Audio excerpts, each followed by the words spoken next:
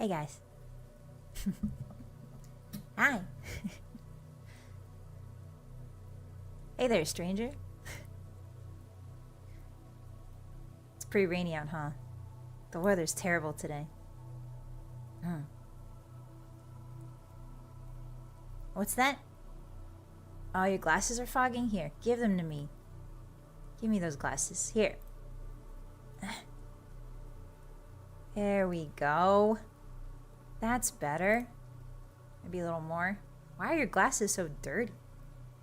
You gotta take better care of your stuff, Hottie. There we go. That's better, huh? How come you don't have an umbrella? What happened to your umbrella? It's pouring cats and dogs and wolves outside, but you didn't bring an umbrella? Hey everybody. Welcome in. Happy Thursday. How are we today? Hi Candle. Hi Underseer. Hi Alex. Hi Soul Striker. Hi Faye. Hi Biggest Boy. Hi Eyes. Hi Chunky. Hi Storsky. Hi Pamen. Hi BK. Welcome in everyone. Hi. Hi Cootie Sue. Hi Fuentes. Hi Hiton. Hi MDK. Happy Thursday. Hi Creamy Omelet. You guys study calculus? Okay. I've got some good music on. Some really relaxing music. It might be perfect for that. Hi Hong. Looking sharp, boss. Thank you. I think that's your glasses doing most of the work. I don't know if I look sharp in real life. I don't know if that's just the illusion of your human glasses. You guys make all kinds of little machines that help you do stuff like see. So who's to say that reality, that your glasses aren't, your human invention of glasses aren't bending reality to make me look better, huh? Huh? Hi sir, welcome in. Hi Cannon, hi Sabs, welcome. It's raining out. How come so many of you are here? You should be at home, curled up. No, I'm not. I'm not doing that. I forgot to turn. It breaks the immersion, but that's okay. Hi Sarah, welcome in. Hi Mauricio, hello. Hi everyone. I'm sorry if I didn't say hi to you. Hi Daniel, hi. Hi Bap, hello. Hotties are waterproof? Yeah, you guys are magical fire. You're magical fire. You're not regular fire. Water can't put you out. I could throw you in an ocean. It would take a lot of feet. You're more weak to pressure, to be honest, than you are water. So you would have to drown. I'd have to drown the hotties very, very deep to get you to finally extinguish. Just a little fun fact from me to you. Hi, little boy. Welcome in. Hello. Hi, Jester. Why does it smell like wet dog? Because you didn't take a shower last night. Hi, it's good to see you. Hi, Finn. Hi, Farmer. Hello. Welcome to our rainy sad girl chat. Do you guys like this alleyway that we're meeting in? There's a really good Chinese place across the street if you guys want to go get some food afterwards. Do you guys have an order at a Chinese place? Do you have like your usual order? I'll tell you mine, but you tell me yours first. Hi, Nikki. Hi, MTY. It's good to see you. How have you been? I hope you've been all right. It's good to see you. We're superior to Charmander? Yes, you are. Yeah. Immune to water, but weak to anxiety. Yeah, that's the hotties. Hi, Lala. Welcome in. Hi. Hi, Midmush. How you doing today? I'm doing good. How are you? Hi, Tier. Yeah, the alleyway is very picturesque. Hi, dude. Welcome in. Oh, lo mein's pretty good. I like lo mein. Fried rice and chicken wings. Oh, is there like a Chinese style chicken wing I don't know about? Ramen noodles? Oh, hi Faye, welcome in. Yes, this is pretty Blade Runner, huh? The lighting's just perfect. Sometimes you get the perfect lighting, you know? I'm starving. Sid, go get some food. Go get a little snacky. What's the point of these just chatting Zatsus if you don't snack while I yap at you, huh? What's the point if I can't yap about the Elder Scrolls to you while you get crumbs all over your shirt? My yapping's not nearly as good without all the crumbs. Trust me. It's more immersive. John Chicken. Oh, hi Roscoe. That sounds good. Hi Skeleton. Welcome. Boneless ribs or General Sound. Hi, Flyless. 47 egg rolls, exactly 47? Hi, Rapscallion, Boss Baddie. What does Baddie mean? I'm not crazy, you're crazy. Hi, Rapscallion. Hi, Tikiko. Yeah, I'm sad today. Hi. Welcome in. Twice cooked pork is good. Ooh, I like that, Heron. I like that too. What if I'm not hungry? Then you drink a little bit of water. Make sure you're hydrating. Hi, Laser. Hi, Veil. I get some Mongolian beef. Ooh, what's the difference between regular beef and Mongolian beef? Is it how they cook it? Is it the spices? Hi, Monkfish. Hi, boss. Nice to see. Is that a dead body behind the garbage bins? Don't worry about that, Monkfish. I had to take care of some Blue Moon ops. You know how it is. Thursday is the day all the ops come out. Welcome in. Hi. Hydrating in the rain. Yeah, just open your mouths, hotties, and tilt your head back like geese. Do you guys know that turkeys do that? Turkeys will open their mouths and tilt their head back to get the rain and drink the rain and hydrate, but then they'll drown. They're not the smartest. They will drown. It's pretty crazy. Thank you, Punchy. Hi, welcome in. Yeah.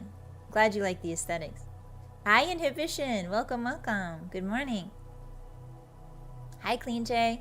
Hot or iced chocolate in the rain? Ooh, that's a good question. If it was raining, guys, like it is right now, what are you guys feeling more? Like a hot chocolate or an iced chocolate? It's from Mongolia? All of the Mongolian beef is from Mongolia tier? Really? No way. Sometimes when you're hungry, it's that you're actually thirsty. I've heard of that, Heron. I don't know if it's true. I have to test it for myself. I have to test it more often. I believe it because it's science. But we gotta test it, you know?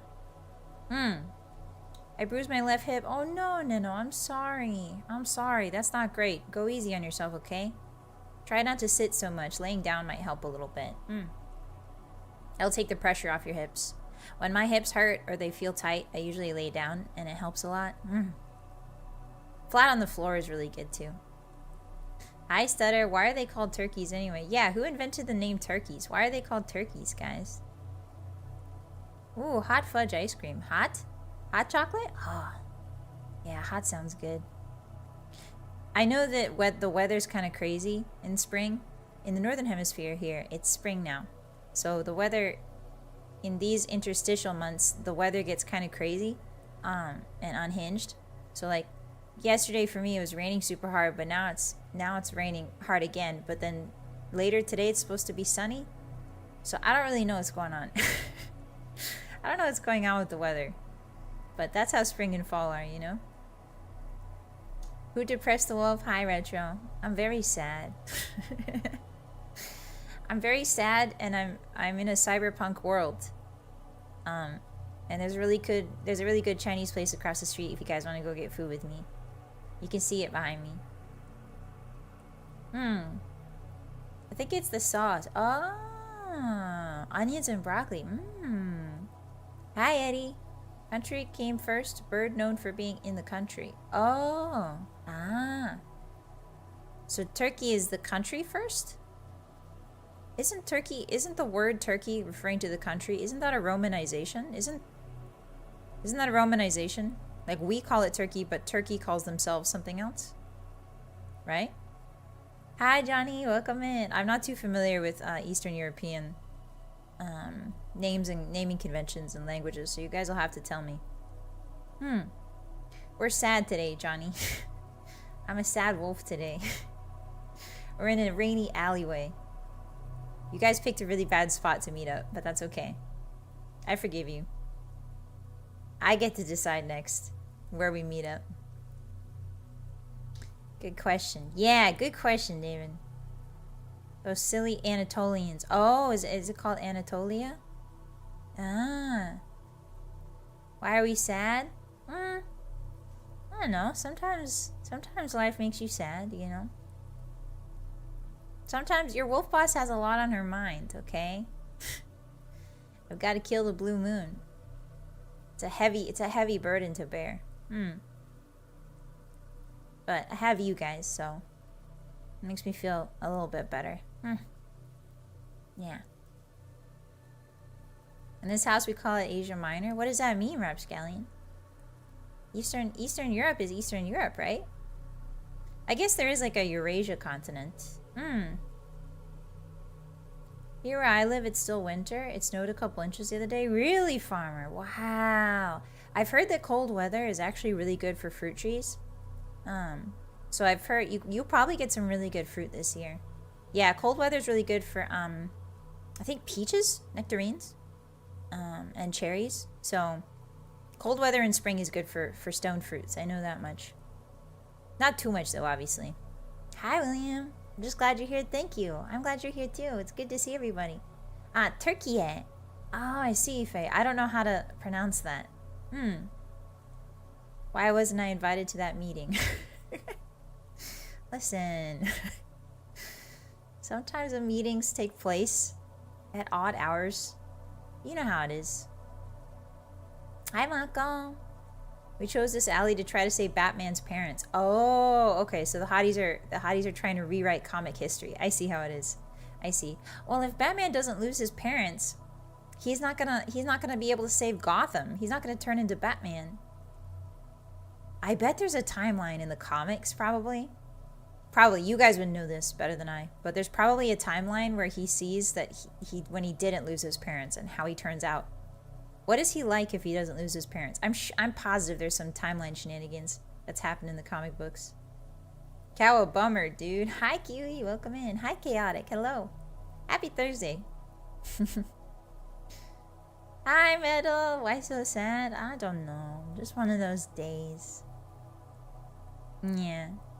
Sometimes you have to take a break from being happy all the time in order to be happy more. You know? Sometimes you have to recharge and just be sad. You have to feel all of your emotions in order to be happy. Later, you know? Thank you for the head pats. Just another billionaire, probably. Is he another billionaire? Hi, Jinko. Welcome. Hello. Happy Thursday. Hi.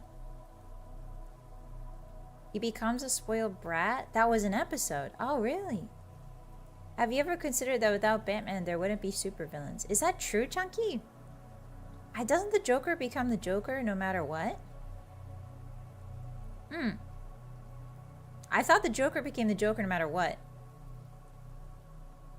The good old one step back to take 2 steps forward. Exactly, MDK. Yeah. Watch out, Heiss. There's a puddle there. Watch out. It's pretty deep. Be careful. You're only 2 feet tall. Here, I'll put you on top of the dumpster. There you go. Now at least your feeties will be dry.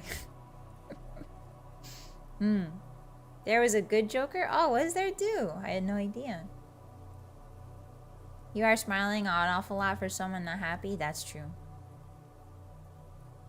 I should be sadder. Is this better? Hold on. Sometimes the saddest people smile the hardest. There we go. Now I'm really sad.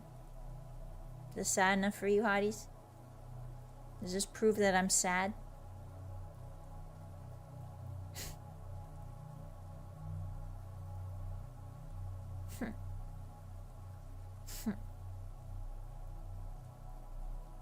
If I start whining, will that convince you that I'm sad? Life's so hard. Life's so hard in this cyberpunk world I've transported you to, hotties. It's so hard. We have to eat mole rats. We have to eat mole rat meat. There's no more cows. Everybody just eats giant mole rats. And they're really leathery. And you have to pay for oxygen credits. Otherwise you get suffocated in your own home. It's really hard out here. And you won't believe this part. The aliens have made us a human zoo. And we all live in it. Nobody wears shoes that just walk. Everybody's shoes float. So just the sounds of jets everywhere all the time. It's like mini cars. You know when cars go by and they splash the puddle on you on the road? It's like that, but everybody's shoes. It's terrible. Hi, Fart. Yeah, Lincoln Park plays faintly in the background. Welcome in. Alright, I'm done crying.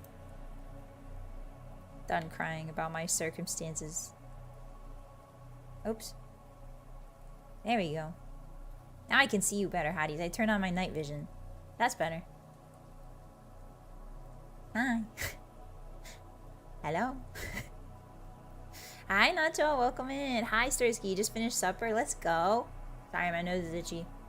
Welcome, welcome. What did you eat? Hi, Papa. Hi. That sounds fun? It's not fun. It would sound fun to you.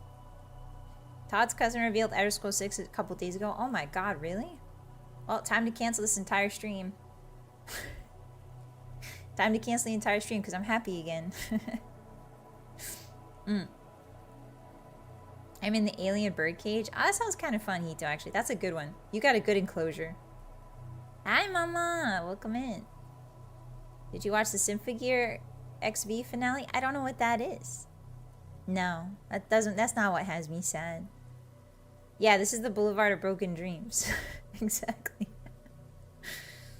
You need to imagine a bad situation that'll make you cry, boss. Think of Shrek as a video game investor saying, sorry, Todd Howard, you're fired. Well, on the one hand, I'm happy because Shrek is there. Shrek is real. In this scenario you've proposed, Mr. Uncle, Shrek is real, and that makes me happy. On the other hand, Todd Howard's fired, which makes me sad. So I don't know. You've torn my emotions in half, and that's kind of sadder than just sadness, you know? Being conflicted is kind of sometimes sadder than sadness. Can't cancel, Bossy? What? What are we canceling? I'm not canceling my Netflix subscription. I'm never canceling that. I'm never canceling that. Unless they start cranking it up to $20, then I'll cancel. There's too much anime on there I haven't watched yet. Hi, Brandon. Welcome in. You should watch Symphogear. I just got done with Free Run, Mama. It was pretty good. Hi, JK. I'm here for a second because I want to play T-Cole episode 3. Good luck, JK. Have fun. It sounds really fun. Bye-bye. Thanks for stopping in. I used to listen to American Idiot on repeat while playing Twilight Princess on the GameCube. Oh, that sounds pretty cool. That's a good soundtrack for Twilight Princess. I've never played Twilight Princess, but I imagine American Idiot with any Zelda game would be kind of funny. Just try not to think about the fact that the Elder Scrolls 6 announcement trailer was 7 years ago. I think about it every day I wake up, Rascallion. Every day I see the calendar, I think about it. Yeah, $19.99 is the highest they can go. Chicken legs, mixed veg, and a creamy garlic noodle. Wow. There's something about noodles and chicken that just works so well together. High dive is cheaper? I'll have to check that out, MTY. Hi, Saint. How sad are you today? I don't know. Can you tell by my voice? Can you tell by the rain? Can you tell by the emotional cyberpunk background, Saint? I'll let you guess. 1 to 100. How sad am I? Hi, Vool. Yeah, we're having sad girl hours. Welcome in. We're just yapping. Hi, Iman. Welcome. Thank you for the first time chat. Hi. Hi, Dr. Frederick. Imprison self in baby gel pool. Okay, the baby gel pool today is full of wet puddle. Wet cement puddle. Nasty, dirty, wet rainwater. Enjoy. Drink up. Hi, Sana. Welcome in. Hello. Happy Thursday. Hi. Have you watched Sakamoto Days? I've started it, dude. It's actually pretty good. It's how I be with my Crunchyroll account. Yeah, I've been considering getting one, boy. Is it worth it? Do you like it? Would you recommend? I get my anime 1 episode at a time from Napster. Yeah, like God intended, Faye. Like God intended. You kids with your Crunchyroll. Back in my day, we had to watch anime, 1 anime episode divided into 34 parts at 440p. 140p even. 280 if we were lucky. Symphogear is 5 seasons. I see, Soul. That sounds a little bit too long for me. I don't have that much time these days. I'm sad because I can't smell what the rock is cooking. Oh no, William. No. What happened to your nose? Unplug your nose. Reset your nose so you can smell what the rock is cooking. Spoiler alert, it's rocks. Dwayne The Rock Johnson loves to cook rocks. He doesn't really give you an answer about can you smell what the rock is cooking. But I'm giving you the answer right now. It's usually rocks. He's cooking those. At least 60 sad.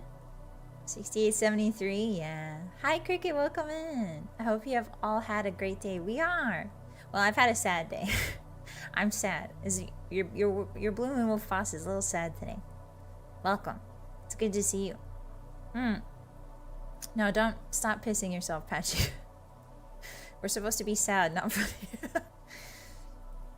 If you're actually unironically sad, I hope you're doing okay, Bossy. I'm not that sad, Farmer. This is just for the theming. Yeah, it's just the theme. Yeah. Bootleg VHS anime with yellow subtitles? Yeah, you guys know. He doesn't eat the rocks, he just dwains them. Dwains them of what? Their juice? Hi, Beep-Boop, welcome in. What's going on with you? It's good to see you again. I hope you've been well.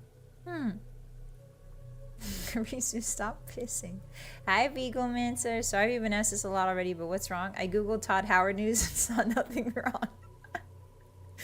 Listen, the day that Todd Howard unfortunately kicks it, I will go into mourning like a widow. I will. I swear. I will make a tribute that's like 50 hours long. It's good to see you, Beagle. This is for the bit, but also, I don't know, I just felt like doing a more low-key Zatsu, because usually I'm so peppy and happy and loud. I thought I'd give you guys a little bit of a difference, you know? A little bit of a different taste. And also, I like the ambiance I've created. I would be sad if I pissed myself, but then again, to piss oneself is to live. Yes, Bap, you're absolutely right. We are born pissing ourselves. And we die pissing ourselves. Everybody knows that. I believe Socrates once said that. I believe Socrates. No, was it Plato? I believe Plato once said we are born pissing ourselves and we die pissing ourselves.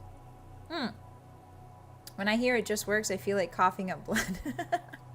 Sana, you should get that checked out. I really like your voice when you talk calmly, but I was concerned something happened. No. No, because it's okay. I'm okay. I'm alright. Don't worry about me. I just wanted to give you guys a different Bossy today. They'll simply release Todd Remastered. We have to, yeah, Crab. Also, welcome in, Crab. But we have to figure out, guys, I know that some of you are in school right now. And some of you are like, deal with computers and science and stuff like that. So can you please hurry up and get to figuring out cloning? I would really appreciate that, because we need to clone Todd Howard before he dies. Please. Thank you. Yoru, thank you for the follow. Welcome in. Happy Thursday. Enjoy those free emotes. Hi, Kulak. I'm getting too happy. Sorry, my voice is getting too happy. We are born of piss, made men by the piss, and undone by the piss. Yes, that was Socrates, Kulak. No, not born to piss, forced to shit. No, Vale. Yes, made men by the piss. Don't we piss? I believe babies do pee in the womb, but it gets recycled. Hi, Saba. Hello, Basi. Always worry about you. Don't be worried. Don't be worried, Saba. Don't be worried. Everything's okay. I just thought I'd have a low-key voice today, you know? Low-key bossy, soft bossy today. Your boss doesn't often get low voice and soft like this, so enjoy it while it lasts, okay? I need cloning too, just for other reasons. What do you mean, Mama? What reasons? Like getting somebody to do your work for you while you sleep? That would be nice. Yeah, lower wavelength bossy, yeah. Cloning has a lot of ethics issues. I don't care, Laser. Clone Todd Howard now. Or else. What if the day Todd kicks it is the Elder Scrolls 6 release? Do we celebrate or mourn? I don't know how I would feel, Chaotic. I don't know. I think I would throw a rager, but I would be crying while I was twerking, I think. I don't know how to twerk. But theoretically, I would cry. If that was real, I would cry while I was twerking. Gotta go do some chores. Bye, sir. Thanks for stopping by. I appreciate you. Hi, Krieg. Welcome in. Happy Thursday. Would this clone have the memories of the original Todd Howard, or would he be a clean slate? I think a little bit of both, Finn. Just a little bit.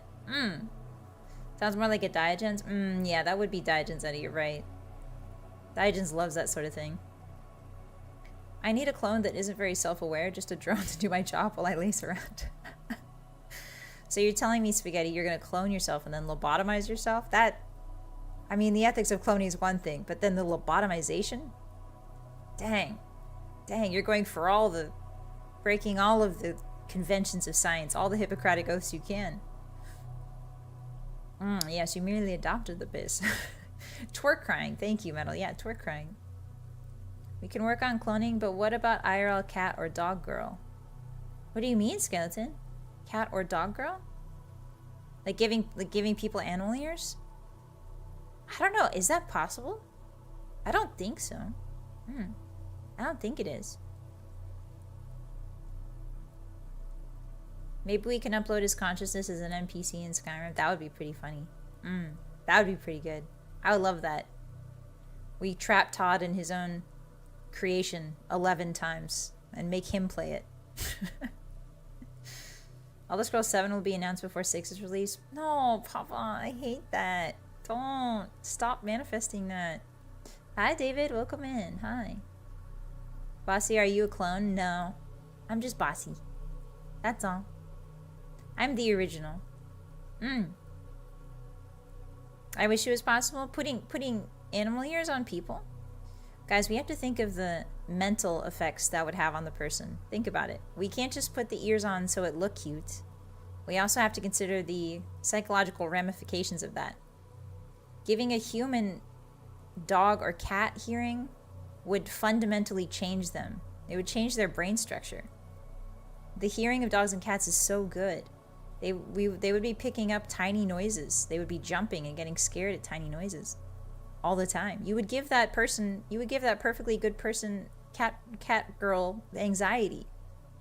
You know? Now, if it's just if it's non-functional ears, if it's just decorative, now that's another story. Hi, Guile. How's your magnesium? Doing pretty well. How's your Maggie? How's the Maggie in your blood? Have you taken a mag test today, Guile? Thanks for asking. I took my multivitamins. I'm fine. Yes, take notes, Ito. Take notes. Yes. Yeah, they would be bullied, guys. They would be bullied in school. But be cute? That's not good enough of a reason, Fire. Would the animals' ears work, or if they for show? That's what I'm asking, Max. And do they keep the human ears? If so, they're gonna hear 4 times. Hi, Kaj. Welcome in. Are you sad the Elder Scrolls 6 wasn't announced? No. I mean, yes, but that's not what I'm sad about. Today I'm sad. I'm stuck in a cyberpunk world, and life is cruel but beautiful, and I'm sad. You can tell by all the pink light that it's cyberpunk. Should I put some glasses on? I'm kind of feeling some glasses. Hold on. I need to see you better, Hotties. You're so small down there. Let me get some glasses.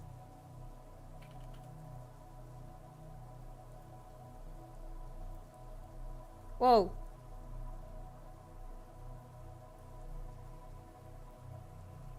There we go. It's attached to my hair. There we go. Ta-da! Maybe a little smaller. Oh, they're kind of crooked, huh? There we go. Yeah. Ta-da! I think they're still attached to my hair. This is the problem with having long hair, Hotties. There we go. There! That's better. Ta-da! Hi, Chaz! Welcome in. Are you sure you're not in the red light district? You're asking silly questions, Chaz. Of course I'm not. Welcome in. Hi, Toshogami. Welcome, welcome. Sorry to hear you're sad, but nice glasses. Thank you. I mean, we're all a bit sad in life. You know how it is. But I'm usually really happy and bubbly. So I wanted to give you guys a different side of me. The sad Bossy. Saucy. Hi, Ruka. Welcome. Hi, Raven. Hello. Hi, Lucky. How's your Thursday going? Hi, Ghost. Yeah, business Bossy. What if they can purr when we head pat them? I don't know if that's worth it, Metal. Where would they be purring from? I don't know if that's worth it, guys. I think if we make cat girls in real life, that's gonna be like Warhammer levels of psychic torture. I don't think you guys are ready for that implication. I don't think transhumanism is a hottie specialty. I don't think you've considered the psychological effects of transhumanism. I think you need to do more reading. I dropped. Yeah, Bossy's got the blues, but in this case it's the pinks. When is sassy? When I'm always sassy, Chaz. Always. You know me.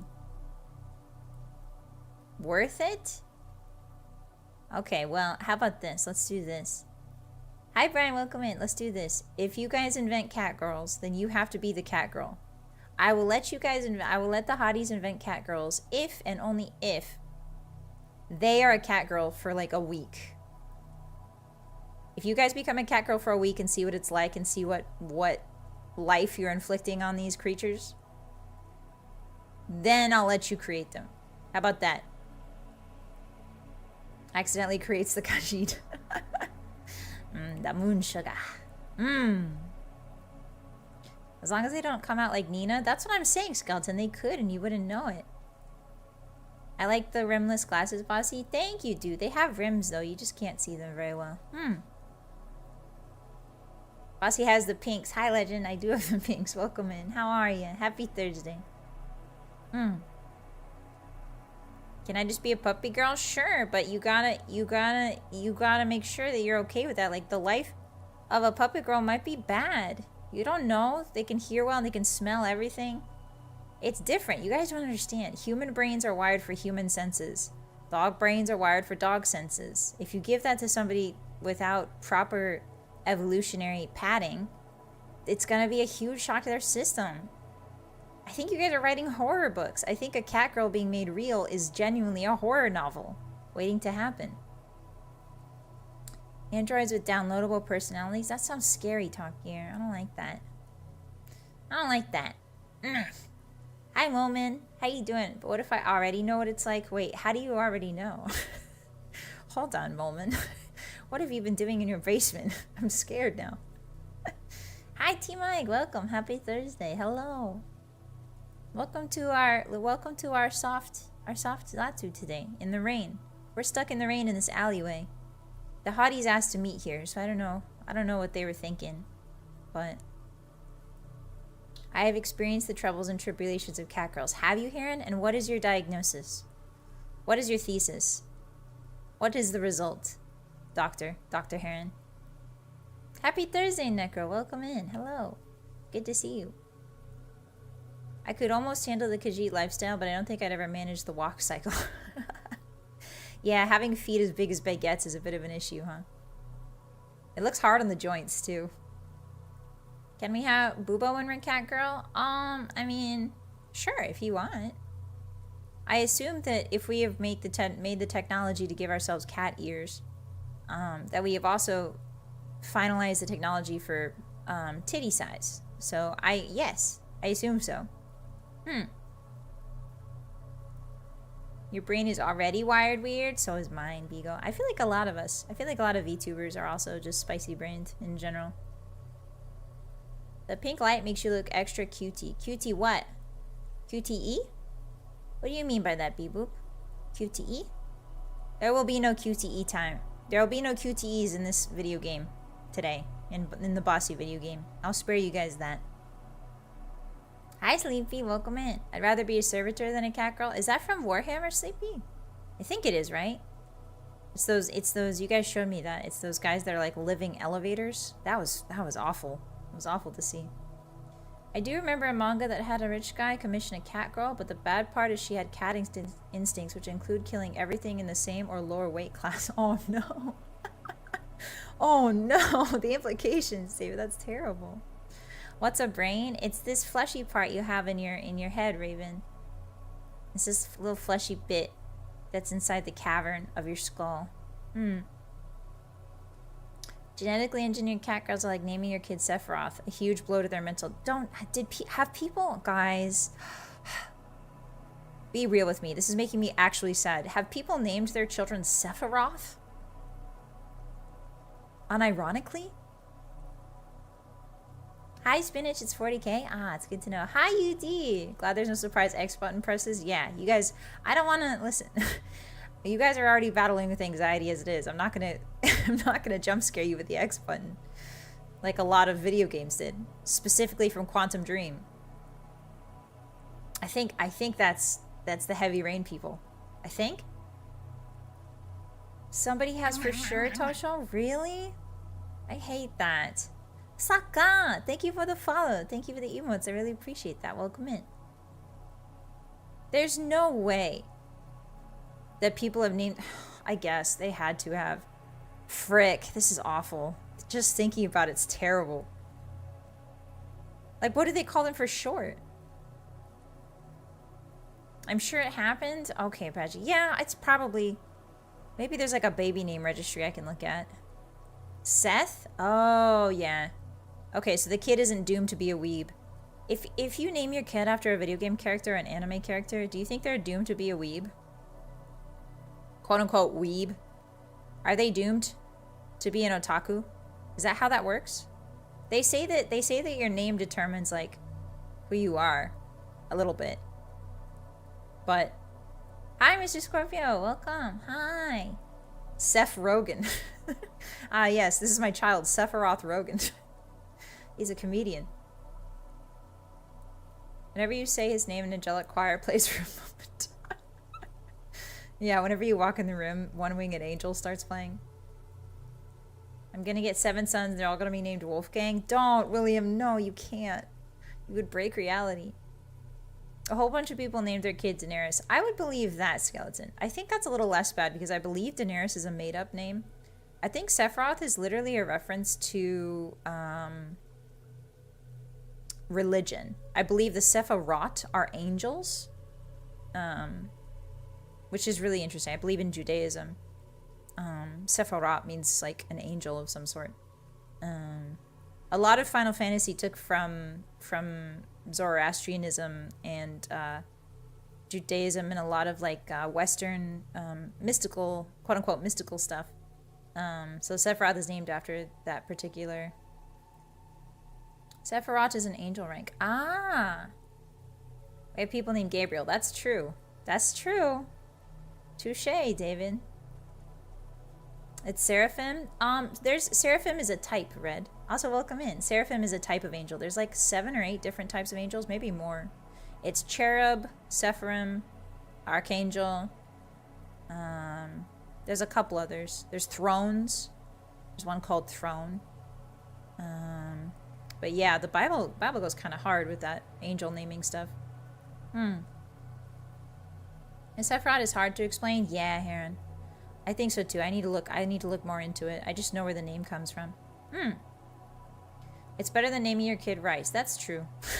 That's true. That's true, Metal. There was, I think I told you guys this once, but when I was a young wolf in wolf school, I was classmates with a girl who was named ABCDE. That was her name. ABCDE. But it was pronounced Absidy. And that made it sound less bad. It's an interesting name. When I was a kid, I was like, why? I looked at the way she spelled it. I'm like, why are you named ABCDE? And she's like, it's pronounced Absidy. And I was like, oh, okay. Yeah, apparently. Yeah, hi Leah, welcome in. It's a cool name. I like the way it's pronounced. I don't like the way it's spelled, but I like the way it's pronounced. Absidy. It's cute when it's said out loud, but like the spelling is terrible. Time to name my kid LMNOP. Yeah, and then somebody else does QRST, and then we'll keep going until we have the whole alphabet. Be not afraid, says the floating wheels with eyes full on fire. I forgot that angels are wheels. Angels are so interesting, the way they're described. It's very interesting. Cool stuff. I like looking at concepts. I like looking at otherworldly concepts from different religions. I got really obsessed when I was a kid with Shintoism. The idea of, specifically the idea of like objects that you use frequently have like souls or come to have souls. I really liked that idea when I was a kid. Someone out there is named Wazda. No, Flightless. No. 10 to 1 chance. No. What? Don't name your kid Wazda. Hi, Ampersand. When I was in high school, a girl asked me if she could call me Sheshomaru. Ampersand, I don't know if you know this, but that was her way of asking you out. Did your younger self know that was her asking you out? Girls don't just come up to anybody and say, can I call you Sheshomaru, okay? That was her way of asking you out. You do know that. Okay, good. Shikigami. I think it's called Shikigami, but time to name a kid JK lol. Hi, Shiny Egg. How have you been? How's your Thursday? Yeah, that would be very good. I just call her ABCD or think she's trolling him. Yeah, she had a lot of problems when people were taking roll call Soul Striker. Like, all the substitute teachers were like, this isn't a real name. And I was like, it is. But I don't think people want their phones to have souls. They would be traumatized. That's true, woman. I never thought about that. Hi, Malkosh. Thank you for the hello. How you doing? I'm getting too happy, guys. I can hear it in my voice. I'm getting too happy yapping at you. I've got to be sad. Sad girl hours. Sad. I'm a femme fatale in a cyberpunk world, and we're meeting in this alleyway. You're giving me I'm giving you clandestine information so you can follow my husband, who's a tech limb billionaire. He makes legs that can make pizza rolls in them, and I think he's killed a man, but I can't prove it. And so you got to go follow him, hotties. This is a very in-depth RP I just set up. Never mind. We're getting rid of that. Trashing that one. Alright, stop laughing, Bossy. You gotta be sad. Some Gen Alpha is gonna name their kid Skibbity. No, Kulak. If they do that, I think you should get arrested. If you name your kid after a meme, I think you should get arrested, and that's just my opinion. Is it alright to have opinions? Hi, John. I'll name my kid Mistake. No, not Mistake. No. Hi, Pedo. Yeah, machine spirits. I do think that there is something to that, Pedo. I think that the Shinto, I believe that 40K might have even borrowed from the Shinto idea of machine, objects having souls. It would not be a far-fetched thing to say, I think. Can I name my kid Bossymoon? No. Metal, don't you dare. Mistake? No, not Mrs. Steak. Leg pocket poppers. Popper, what are you talking about? Do you mean pizza rolls? Can you give me an arm that dips pizza rolls into SpaghettiOs? Sure, Drubbed. Sure. Hi, Birch. A smooth time being sad to you. Thank you. It sounded cool and dramatic, that story. Yeah, I tried to make an RP scenario, but it didn't hold water, unfortunately. Aren't machine spirits just AI? I think they are. In the 40K universe, I believe they are. I think you guys are right, yeah. Does he sell the chest implants for the rotating shawarma? God, I wish Hito. That never got to QA. Stayed in R&D.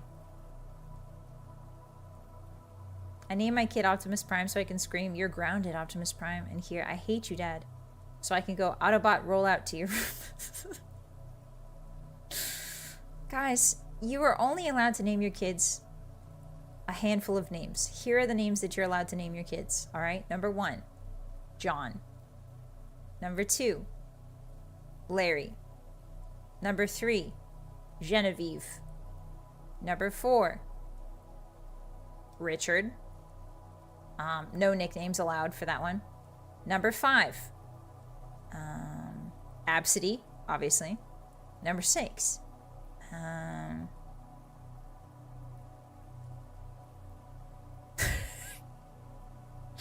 just nothing.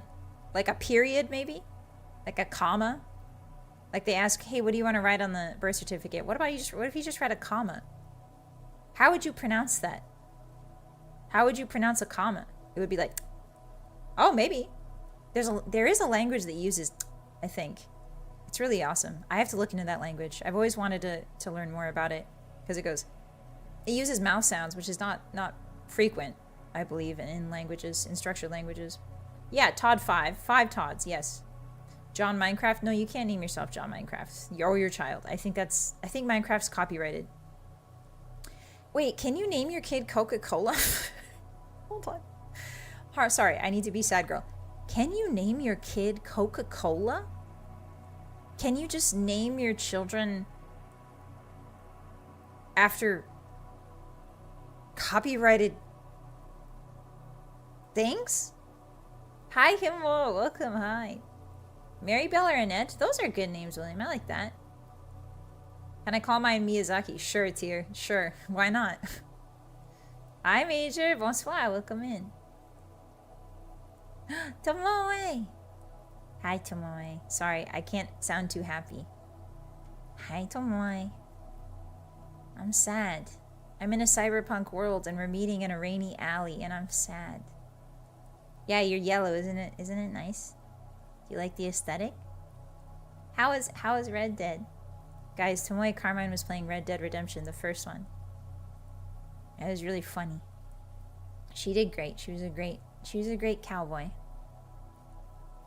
The companies can and have sued over that before. Really?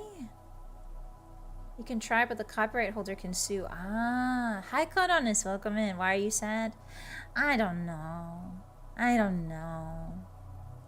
It's just one of those days, you know? Yeehaw. How do I do a sad yeehaw? Hold on to my... Yeehaw. Yeehaw. Very sad. Yeehaw. Is the music too loud? Hold on. Is the music too loud, guys? Let me turn it down. I feel like it might be too loud. If so, just let me know. I'm trying to get the perfect balance. Hi, Map. Welcome in. Hello. Slowly watching Oh Jamajo Doremi. And there's an episode where they show that Doremi's name is due to her playing the piano. Ah, that makes sense. I hope you've been well, Mep. I hope you've been healthy. It's good to see you again. Society, ... Yeah, society make me sad. Taxes make me sad. I had to pay taxes. I had to pay taxes, guys, and I had to pay wolf taxes. Can you believe it? The IRS is taxing wolves now. Can you believe that? All of the wolves in the state parks, they're starting to tax us. And now my wolf bank account is so sad.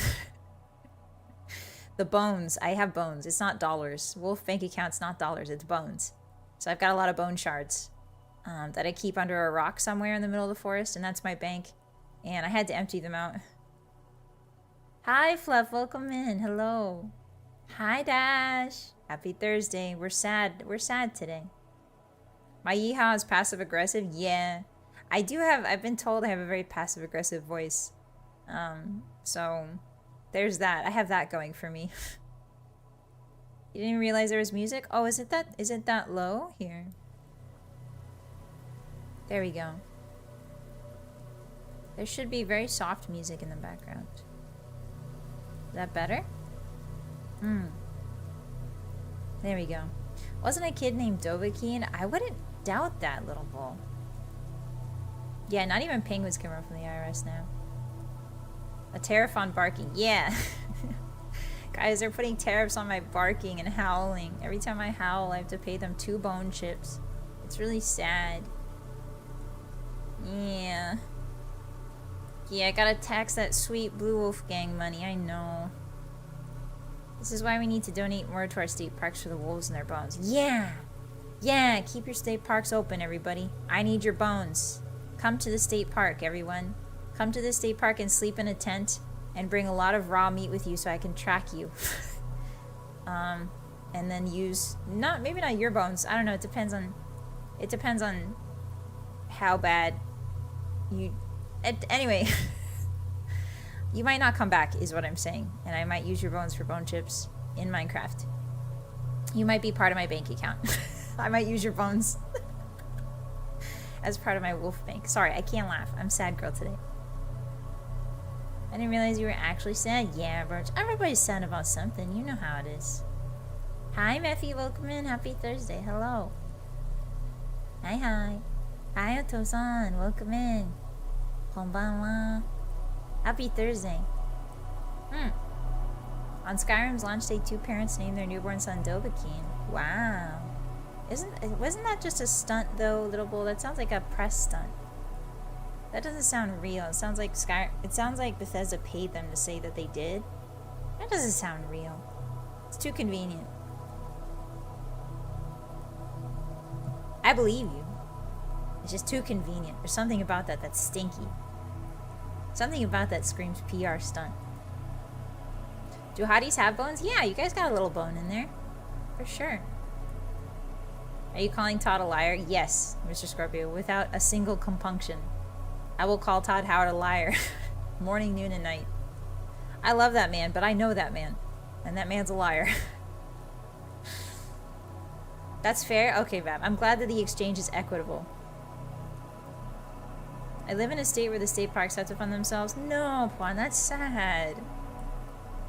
Sounds like the bone pile has a high interest rate. Yeah, you guys, because you guys are all interested in becoming part of it, right?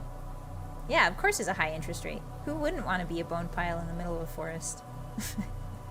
Sorry, I have to stop laughing. It's sad, we're sad. I remember an ID of someone named Batman. Really? Oh. Yeah, I would believe Batman. I would believe Batman. I wonder if they're living their best life. I hope they are, Sleepy. It just works. Yeah, as Todd famously once said, it just works. I mean, that right there is proof enough that that man lies. Todd the salesman. Yep. It's true. Is it lying? Guys, is it lying if it managed to sell 11 copies of the same game? Is that lying, or is that a feat of ingenuity? Is that lying, or is that an accomplishment the likes of which the Guinness World Book of Records doesn't know what to do with yet? Selling people the same game 11 times? Is that lying, or is that an accomplishment? Todd Howard has made some complicated claims about the games that didn't pan out completely. Very true, Legend. Yeah, it's just a successful lie. There you go. ¿Por qué no las dos? Ah, sí. The best part about Skyrim re-releasing 11 times is that it just works. True. It just works to take the money out of your pocket. Skyrim, it just works to take the money out of your pocket. It makes me sad. I'm sorry, Fluff. It's okay. Someday we'll get Elder Scrolls 6, I swear. The parents gave the kid a normal middle name and call him by that from what I've heard. Oh, that's good, Vale. That's good. I'm glad that story has a happy ending. That's the defense I made after I was indicted for peddling my miracle elixir and it didn't work. Ah, your snake oil.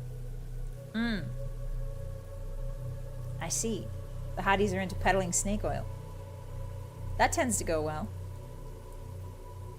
I think, was I watching, it was a video, I think, but it was like a documentary. No, it was like a historical, it's called Absolute History, I think. It's very British. It's on YouTube. And it was about apothecaries. So turn of the century apothecaries. We're talking like the 1900s, so like 18 something. Basically 1801 to like 1899. Apothecaries were really popular. Especially in the Victorian era, which was like 1870, the Edwardian and the Victorian eras. Apothecaries were a thing. And they would sell pretty much anything. And that's actually where Coke did get its start. Cola did get its start. Because they used to have a certain substance in Coca-Cola, shall we say. But they would sell literally anything, as long as you could give like a convincing pitch. You didn't really need any proof that it worked. You could just kind of roll up with a convincing, like a professional label and a nice looking bottle and be like, this will cure your warts. You just have to drink it. Don't worry about the fact that it turns your fingertips purple. That's normal. Yeah, hi Board Apothecary Diaries. Hi. I haven't started watching that yet. I wish I could stay in chat. Bye, Aaron. Thanks for hanging out with us. I appreciate you. Be safe out there, okay? Bye-bye. Hi, Petty. Great enough life could be an accomplishment for sure. Yeah, see? See? Petty knows. It's good to see you. Hi, Jayla. Hello, Pink Bossymoon. Hi. This is Sad Bossymoon. Pink Bossymoon is Sad Bossymoon. Welcome in. How are you? Happy Thursday. Will Coke cure my ball cancer? No. Definitely not. You might have to apply it to the affected area. There's only one way to find out. Apply it to the affected area. Yes, sugar. Yes, yes. That substance, David. Hi, John Milliker. Howdy. I'm a person of interest evading. Hi! You're evading the what? Evading the who? It's good to have you. Fingertips are supposed to be purple. Yeah, exactly. I wonder where the coca from Coca-Cola comes from. Yeah, I wonder, Coronis. Hi, Suikun. How are ya? 1800s medicine was pretty crazy. Patent medicine, they called it. Ah. Most of it worked, but there were some bad side effects. Yeah, and there was also just snake oil salesmen. There was also just con artists, you know, walking around trying to make their quote-unquote medicine the next big thing. Hi, General Dink. Welcome in. Bossy, what? Bossy, cute? I think you misspelled Q-tip. I don't need a Q-tip for these ears, General Dink. The fur is self-cleaning. There's no earwax in there. What about vanilla Coke? Will that work? You could try it. Yeah. Try the different types of Coke on your ball cancer and see what, and let me know. Don't do that. I'm not a doctor. Don't do that. I'm just a wolf girl stuck in the rain. Dr. Pepper was the same kind of thing? Really, Janko? I had no idea. I know that sarsaparilla was a really common soda flavor in the West. At drugstores. Sorry, Dr. Ugg stores. Then there were people who put radium in the water and caused a bunch of radium poisoning. Wait, when was that, Fluff? Hi, Karma. What career would you have in a medieval world? Ooh, that's a good question. What would you guys want to be? If you lived in the medieval world, what kind of career would you guys want? And it doesn't have to be what you would be realistically. It would just be like, what do you want as a career? A knight? Oh. Radium water was a thing. Oh, like in the medicine bottles? Oh, they would sell radium water as a cure-all. Ah, I see. I think I remember that. Town fool. Nice, Ampersand. Good. Merchant. Peasant. Okay. Blacksmith. Blacksmith was a respected trade, I think. Something that doesn't kill me. That's a good point for it. Fisherman. Oh, fisherman would be good too. You don't really have to deal with people. You just have to deal with the ocean. Astronaut. Okay. Beekeeper. Ooh, beekeeper sounds nice, Dano. Merchant. Not a gong farmer, even though they're wealthy. Gong? What is gong, Sid? Ooh, cobbler's a good one, Cano. Cobblers were pretty well off, I think. Blacksmith or alchemist? Oh, very cool, Q. A Knights Templar. How is that different from a knight, John? Hi, Code. Welcome in. Hi. You just got back from school. Yay. Put your feet up. Get a glass of water. It's good to see you. There's one super fan that drank Radithor exclusively and basically rotted alive. Jesus, man. That's crazy. A thief? Oh, Suiken's living the dangerous life. Who is that? Kisake. Mia-san, welcome in. Hello, everyone. Thank you so much for the raid. Welcome, welcome. Today I am Sad Bossy. It's nice to meet you. My name is Bossymoon. I'm the leader of the Blue Moon Wolf Gang, here to force you to do crimes. And today the crime is meeting up with me in an alley in a cyberpunk universe.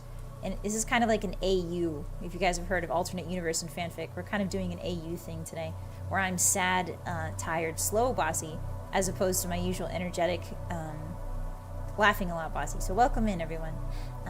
Mia, if you have to raid and run, I totally understand. Thank you for trusting me with your raiders. Thank you. Thank you for welcoming us. Oh, thank you. Thank you, Mia. I really appreciate that. Yeah, stream has been going well. Take care of yourself, okay? I want to be a farmer. Ooh, Daniel. Farmer's respectable, but it was very difficult back then. Templars gave away all their wealth when they joined. Oh. Well, what do they get in exchange then? Hi, B-Tex. Welcome. How are ya? You're a different person from our usual Bossy? No, I'm the same Bossy. We're just giving you a different flavor, that's all. 52 flavors of Bossy, you know? Don't believe her, chat. She's not sad. I am sad, Kurisu. There's a sadness so eldritch in me, okay? Alright? I have blue hair. Don't you guys know the symbolism about blue hair on characters, on fictional characters? Go look it up. Symbolism of blue hair. I'd be a peasant in a silly hat. Oh, that's a good one. I think, what would I be? If I was in the medieval era, I would probably be... I would really like to be a chef. Or a cook. I know you have to get up early. I think I would like to be a cook. I wouldn't have to be the head cook. I could just be any cook. I could work at a tavern. I don't know, the idea of preparing food for people, like hearty meals out of whatever you could, is really exciting to me, because it's not just about cooking, right? You have to figure out what's in season, especially in the medieval times. What's in season, you know, what's available, how to prepare it, how to make it delicious so that people want to eat it, how to make it the best you can with what you got. I really like that idea, that concept. So I think I would be some sort of tavern cook. Maybe if I was lucky, I would get promoted to like a castle cook, or I would work under some sort of castle cook. Yeah. The Templars set up a lucrative banking system. Oh, really, Puan? I had no idea. Hi, call me. Welcome in. I hope you're having a fun Zatsu. I am. No, this is a sad Zatsu, actually. We're being sad together. Welcome. You want to be a cook too? Yeah, Shiny. Doesn't it sound fun? Yeah, having a really big pot is pretty awesome, Carmel. Yeah. Yeah, let me cook. I'd be in the Byzantine era empire. A monk, maybe. Oh, a monk's a good idea, Frederick. I think I wouldn't mind being a nun, actually. I wouldn't mind being a nun. I think being a nun, if I couldn't be a cook, maybe I would be like the cook inside of a nunnery. Maybe I would be the nun that cooks. I think, yeah, I don't mind the sound of that at all. The solitude. You got taught how to read books, usually, I think. You got taught how to sing. You could garden in peace, you know. Nobody expects you to marry, you know. Nobody's like bothering you. You don't have any town boys chasing you around trying to get you to marry you. Trying to marry you at like age 16, you know. You don't get married. You don't get arranged marriages to like when you're 16. You don't get arranged to be married to like a 70-year-old man, you know, as a nun. So yeah, I would like that, I think. Why is AU sad, Bossy sad? Because it's a cyberpunk world and everybody's sad, Code. Everybody's sad.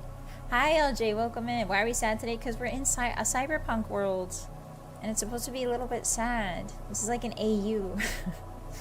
Hi, welcome in. Hi, heartfelt, hello. Wait, what did the message say? Why are you using so many caps? I'm at my friend's house for sleepover. How do I tell him I like him? Okay, Star, here's what you do. You say, hey. You say, hey, I really enjoy it. You look him in the eyes. You say, hey, I really enjoy our time together. And I was wondering if you would like to go out on a date sometime. That's all you do. That's all you have to say. And then if he says yes, then you go out on a date. And then you go out on another one. And then on the third date, you tell him that how much you really like him. Or maybe wait for it. Maybe like the 7th or 8th date, you tell him how much you really like him. Good luck. You've got this. Ganbatte. Just make it simple. Make it easy. Be honest. They're the only places of learning. Ah, that's true, Frederick. Oh, well, there were some universities, I believe, right? Sad girl. John, thank you for the soupa. Thank you for the sad girl soup. I appreciate that. Thank you. The worst part of being in a cyberpunk world is all the accidents caused by everybody trying to do the Akira slide. Like you, Drubbed? I know it's you. I know it's you. You're the one out there doing the Akira slide. Calls himself the Tobster. Should I be worried that I can do better? Star, don't make me laugh. I'm supposed to be sad. Calls himself the Tobster? That's his nickname for himself? Oof. I mean, is he like a tin lobster? Like, is it? Can you ask him? Is it short for something? Tin lobster, maybe like titanium mobster. Like, is it short? What is it short for, Star? I think it shows that he has a sense of humor, which is good. Yeah, sending courage. Yeah. Why are you pulling a gun on me, Bab? Put the little gun away. That's filled with apple juice. Imagine waking up in a cyberpunk, but without Keanu Reeves to call you a samurai. I would be sad too. Wait, does he actually do that in Cyberpunk? I haven't played it yet. Imagine being in an alienating tech dystopia, but it's too much of a reach. Hi, LJ. How's your Zatsu treating you? It's going well. How are you? Are they training you to get the latest cybernetics? Yes, they're trying to convince me. The Hotties invited me to this back alley, I think, to try to convince me to get cybernetic ears? I don't know why. Do you guys not like my fluffy ears? Why are you trying to convince me to get cybernetic ears? Why do you keep saying it'll be cuter? These ears are already cute. Hi, Lady Saffron. Welcome. How are you today? Thank you, Legend. Thank you for the Tamagotchi. No, put the knife down. Stop that. No knives. If you date the Tobster, be ready to what? What does that mean, David? Is that a reference? I gotta go to work. Bye, Hito. Good luck with work. Travel safe, okay? Good luck with tips. I'm wishing you the best. Bye-bye.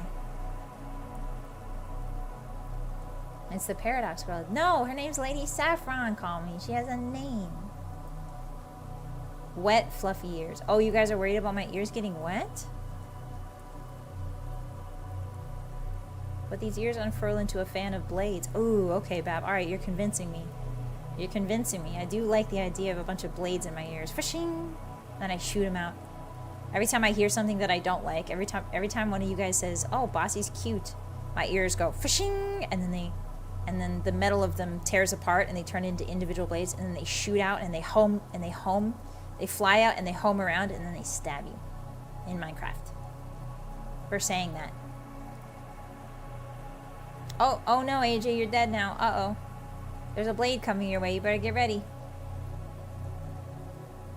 Those ears are the antenna for the Nutrilink. Oh, I see. They could be sharper. Oh, I see. You guys want them sharper. Okay. Alright.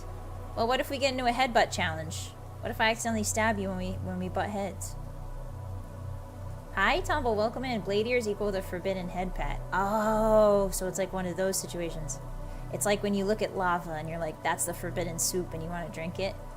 It makes you want to pat if you see giant blades on my head.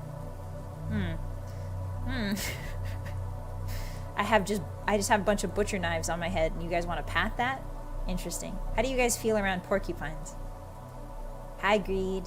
Why are you inspecting me with that little magnifying glass? What's up? Happy Thursday. Toby's downstairs with his mom helping him with cleaning up lunch. I think I'm going to tell him. Okay, good luck, Star. You got this. Ganbatte. I believe in you. Don't be afraid. Hi, Monster. Welcome in. Thank you for the first time chat. Just got here. Are we calling Bossy cute again? No, Tigler. Also, hi. Welcome in. If you do that, then my ears are going to turn into blades, and those blades are going to fly off and turn into homing missiles and stab you in Minecraft. Don't even think about it. Like a frilled dragon. Ooh, that could be cool. It's going to be one of those cliche moments where they all miss, but I'm pinned to the wall or something. Yeah, very anime board. B, don't say that. Stop it. There's a blade coming your way now. That's cool, boss. ... Mubs, the way you said that, I don't think you think it's cool. I think you're being, shall we say, sarcastic? Headbutts of kindness. Oh, yeah. Stabbing headbutts of kindness. I see. I dive face first in a porcupine hide pillows every day. Yeah, Papa, but you're a god. You're a god from the outer worlds. So that makes sense. You're a god from the beyond. You can do that. Everybody else here is a human. A little hottie. Okay, you got this, Star. That's a very cute power. No, it's not. Stop. Look, now I'm sad. Look, now I'm gonna be sad. I'm gonna be sad that you're calling me cute. Stop. Stop it. It's not even true. It's not even true. I bet you tell a lot of people that they're cute.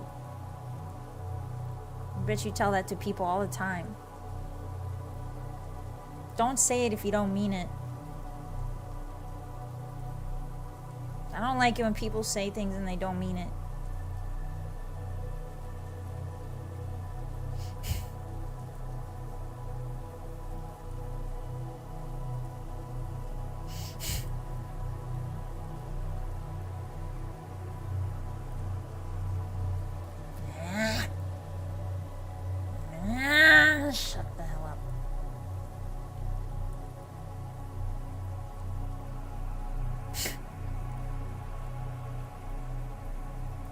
Get her some herbal tea and a Santa Claus body pillow. Yeah, give me a Santa Claus body pillow. Do they have those? Do they have those in this cyberpunk world? In the future, guys, I want a body pillow of every single character that humans have ever made up. Every single one. Krampus, Santa, the Easter Bunny, all of them. The Boogeyman. I'm being sad because I want to be sad. I'm not being sad. I'm not sad because I'm sad because it fits this mood, and also because I want to be sad. Okay? Even Todd Howard, yeah, even Todd Howard, he gets stabbed too. In Minecraft. If he says I'm cute, then he gets stabbed in Minecraft, just like the rest of you. Todd Howard body pillow. Well, you guys didn't make up Todd Howard. Todd Howard's real. You know that, right? A custom body pillow and extra wide abdomen. Yeah, where's the beef? This is the problem with body pillows, guys. Everybody on body pillows is like so skinny all the time. I need some beef. I need beef boys. I want beef dilfs. I like dilfs. I like when they're beefy. This isn't making me sad. This is making me happy to think about. All of those body pillows are too thin. You know? If Todd Howard is real, where is the Elder Scrolls 6? It's in a ditch in New Jersey. I found the YouTube video of you saying Todd Howard 2K times. Yay, Beagle, did you like it? It's very artistic. Thank you. It's also very acoustic. A Leggett Lanius. Yeah, where's my Leggett Lanius body pillows, huh? Bossymoon body pillow. I don't know. Would you guys be interested in that? I don't know. I don't know. I don't know. Would you guys be interested in that? I would like a body pillow for myself. Someday. I would like my own body pillow. Is that narcissistic if I get my own body pillow? All I'm saying is I've never seen Todd and Bossy in the same room. True, Lucky. You've never seen us in the same room. You've also never seen me and Cher in the same room. Or me and Lady Gaga. So you never know. You've never seen me and Masashi Kishimoto in the same room. Just saying. He's the creator of Naruto. Everyone wants to cuddle themselves. Yeah, see? Okay, so it's okay. It's legit if I want my own body pillow. Like a platonic body pillow? Bossy pillow? Yeah, but I would have to look really strong and evil and tough on that body pillow. Would you guys still want it if I looked strong and evil and tough? Bossy on one side and Todd on the other. Oh, Papa, you gave me a great idea. Yeah. I'm making the body pillow, guys, but the outfit I'm gonna wear is gonna be a shirt with Todd Howard's face on it. So whenever you hug me, you're also hugging Todd Howard. Is that okay with you? Todd Howard will be staring right back at you while you hug me, because he's on my shirt. How does that sound? Thank you for the get up and stretch, love. I appreciate that. All of my vertebrae cracked. Thank you. I'm just saying Lady Gaga and Lady Saffron had the same name. Oh my god, Karma, it was in front of us this whole time. How could we not have seen that? Just lurking for today. Thank you for the lurk, love. I appreciate that. I hope you've been well. Bossy shower curtain? Yeah, but it would be me dressed up as the Dovahkiin. The shower curtain would be me in Dovahkiin armor. Sounds perfect? Okay, nice. I'll write it down. The roughest and toughest body pillow ever. Yeah, Pawadin, yeah. As long as you only wear the Todd Howard shirt. No, I'm wearing boxers too. The outfit's gonna be boxers and a Todd Howard t-shirt. I'm frightened by the thought. Why, John? Why? You don't like Todd? Sounds complicated? Darn it, Sid. It will be a little bit complicated to print, I think. Yeah, I think you're right. You would know about that, Sid, because you print t-shirts and stuff for VTubers. Okay, so we can't get too ambitious. I do want Todd Howard's face somewhere on my body pillow, though. Bossy with a Todd Howard mask. Oh, yeah. How about that, guys? How about a body pillow where I have a Todd Howard mask on? Yeah, that sounds good. You guys would hug that, right? Is it caramel or caramel? Caramel. I say caramel, call me. Yeah, that was a big stretch, Ghost. Cute girls in boxers? Where? Where? Don't fake me out like that, Beagle. Don't get my hopes up. Yeah, yep. For boxers for women are different for guys, though, because I believe dude boxers are thinner because you guys typically have thinner hips. So when you get boxers as a lady, you have to get special women boxers. Otherwise, I think it's really uncomfortable because it would be too small for our hips, I think. So what we're already wearing. Yeah, Roscoe, if you're not wearing a Todd Howard shirt to every single Bossy stream, then you're doing the hottie bit wrong. I hope your rainy day stream well. Thank you, Rihanna. It is. It's good to see you. Sounds scary? No, Fart, I just think you're a coward. You can't look Todd Howard in the face. You've said too much about him. He's coming for you. Every time you hug it, you just hear it works. Yeah. Did you guys like that? Will the body pillow spot a random Elder Scrolls art? I think it would be really funny. I had this idea, actually, to make a Bossy plush. And then on the inside, you know those little voice boxes that you can record? I might do like a little... It would be really cool. I don't know if I could ever pull this off. But it would be really cool to have one of those plushes that when you squeeze it, it just says a random voice line. And I think I would record a bunch of Elder Scrolls lore and random facts and then just put it in the plushie and that would be it.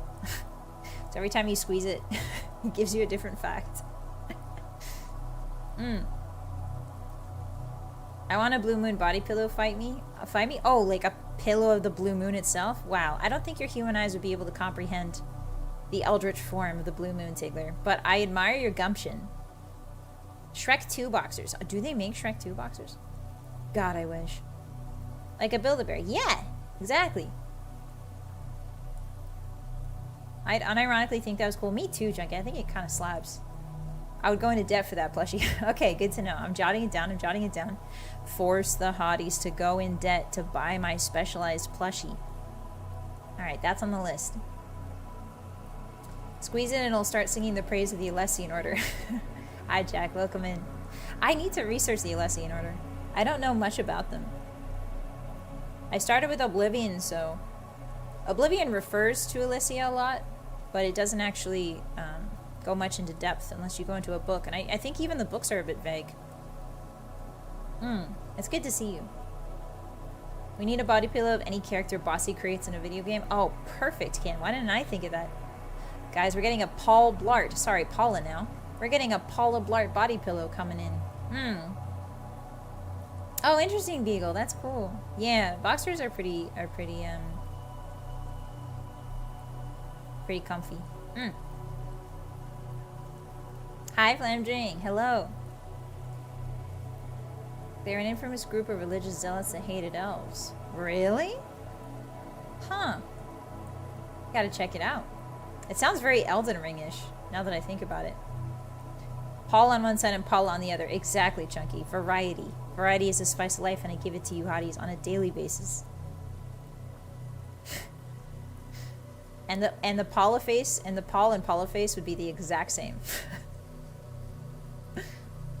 Paula Blart, let's go. Honestly, Paula Blart's my new Oshi. I had a lot of fun playing Dark Souls 2 yesterday. I know it's silly, but I really enjoyed Dark Souls 1, but I'm also really enjoying Dark Souls 2 in a different way. Like Dark Souls 1 to me feels like Skyrim almost, and then going to Dark Souls 2 feels like going backwards to Morrowind or Oblivion, like a cross up. There's some Oblivion goofiness in Dark Souls 2 that there is not in Dark Souls 1. They're responsible for the first known dragon break. Yes, I know that, Dr. Frederick. There's a very long dragon break, and the Alessian Order existed within it. So, I don't know if the Alessian Order is technically a retcon, or if it's outside of time space, or if it's in normal time space. I'm not sure. That's what I mean. I have to do more research. Because they started the Dragon Break, therefore, I don't know if most of what they did is applicable. You know? DS2 has its own charm. Yeah, for sure. Yeah, but you can power stance weapons. Yeah. So, I mean, the goofiness is worth it, you know? They split Akatosh in half, John? No way. Damn, I really need to read up on the Alessian Order. We should have a day where we just read up on Alessian Orders. I want the whole Elder Scrolls timeline broken down to me. How long do you think that would take to explain? I'm not sure, Board. There's a lot of gaps in, like, the lore. So, probably like 3 hours? 4 hours, maybe? Maybe a bit longer. Yeah, Dark Souls 2 is very goofy. Yeah. It has a Demon Souls vibe. Yeah, a little bit. Very much so. It definitely feels like Demon Souls. Literally breaking the dragon. Oh, is that why it's called Dragon Break? They attempted to remove the elvish influence on Akatosh Oriel. Whoa. Whoa. That's kind of crazy. So basically the same thing that the Thalmor are trying to do to Talos? No. But something similar. Trying to affect a god's essence is very similar to what the Thalmor are trying to do, I think. In my personal headcanon, I think the Thalmor are trying to... This is sad girl. This is sad girl hours. This is not lore hours. But in my personal opinion, I think the Thalmor are trying to alter the essence of Talos' being to remove him from the godhood. But who knows? I actually like DS2 more than 1, but I think most of that comes down to playing 1 before. Yeah, I don't think I could have enjoyed Dark Souls 2 as much if I didn't play 1 before Jinko. Absolutely. I think it's almost necessary to play 1 and then 2. I would be so confused if I just started 2. Hi, welcome in. I can't read your name, but one of the letters looks like a 6. So I'll call you 6. Hi, welcome in. Aren't the Thalmor trying to undo creation? I don't think they're trying to get rid of men.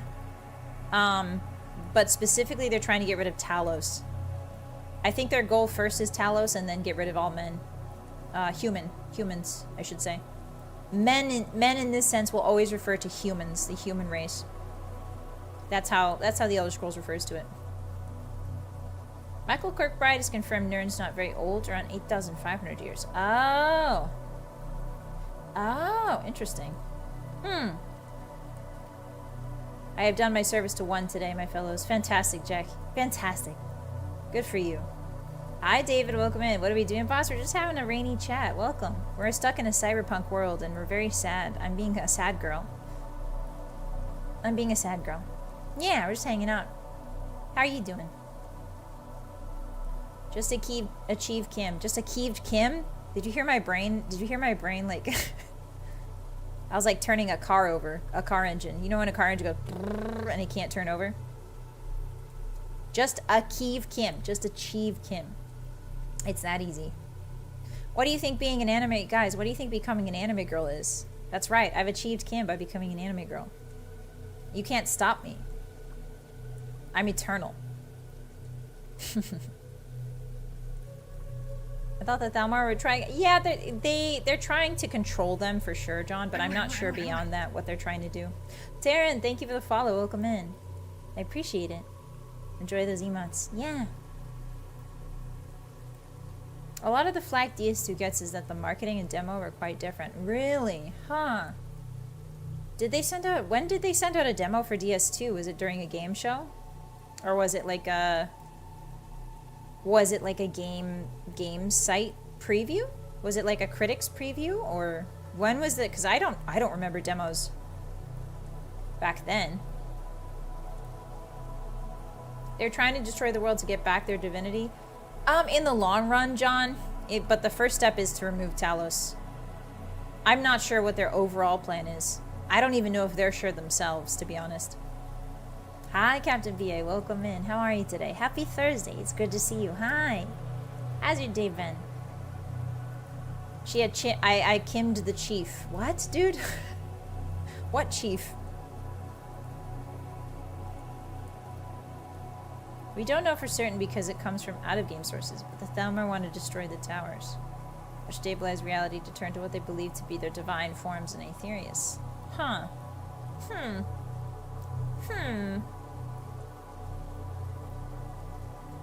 Talisman to Lorcan. Okay, yeah, so they essentially do want to destroy the worlds. That's kind of scary. Kind of scary to think about. During events like E3 and Gamescom. Ah, okay, so that's where the demo was. What an achievement. Achievement. Guys, it's because I say it's because I say Caesar is Caesar, isn't it? I've got the Roman C in my head and it just won't leave. I think the Thalmor endgame is to get cat ears. Oh, Papa, that would explain so much. The Thalmor want to become the cat girls themselves. I see. You gotta Kim the Kimph. Kim the Kimph. Caesar. I remember when I think I was playing Fallout New Vegas, and I remember when I first heard them say Caesar as a young child, and I turned to my mom and I was like, and one day she said Caesar salad or something. She said like Caesar something. I think it was salad, Caesar dressing maybe. And I was like, actually it's pronounced Caesar. I said that to her. I actually my mom, bossy mom, over the word Caesar. She was not happy. Hi, little crew. I am all wet. You guys didn't bring me an umbrella. The Hotties summoned me to this rainy cyberpunk alleyway, and they didn't give me an umbrella, little crew. Can you imagine? Can you believe that? Yeah, what a power move. I was kind of a little twit when I was a wolf pup. Hi, Bang. Have you ever played Oblivion? I have. It's my very first Elder Scrolls game and my favorite. I have 4,000 hours in it. Back when I was a youngin'. Welcome in. I like to speedrun it sometimes. I should probably learn the speedrun for Oblivion, the proper speedrun. I would love to do that. Yeah, Bossy Mom had a lot on her plate. I used to think when I was a kid, I don't know if you guys can tell, but when I was a kid, I used to think that I was convinced that I could impress adults by telling them random facts. And so I would do that a lot. And they'd be like, okay, that's nice. I can't believe they never realized that I was acoustic. Yeah, Oblivion is very nostalgic 6. I like it a lot. It's really my favorite. I do like Morrowind, though. Morrowind's very cool. All of the Elder Scrolls games have their own charm. You know? Thank you, Dash. Thank you for the umbrella. I'm still getting a little wet, though. I think you gave me a tiny umbrella. If this is... Oh, hold on. If this is truly cyberpunk, that umbrella will cost you about $300. Actually, it was $3,000, Greed. So I'm terribly in debt. The Death Cloud will come back. It's already here, Laser. It's stalking us from the shadows. I did that too. That's how I found out about the Emu War. Ah, the Australian Emu War. Are you guys familiar? I think we talked about it a few times. But basically, emus were running around in Australia and destroying a lot of the farmers' crops. Just being pests in general, I think. So the Australian government, I might get some details wrong, sorry, but the Australian government put out a bounty, and I think a lot of people band together to try and kill a bunch of emus. But the thing with emus that we forgot, that the Australians forgot, and that humans forget, is that they are basically dinosaurs. So it was literally Jurassic Park. And the emus are surprisingly very smart, and they can run at something crazy, like 45 miles an hour or something. And the moral of the story is that the emus technically won. Yeah. Hi, Nicholas. Welcome in. How are you? Happy Thursday.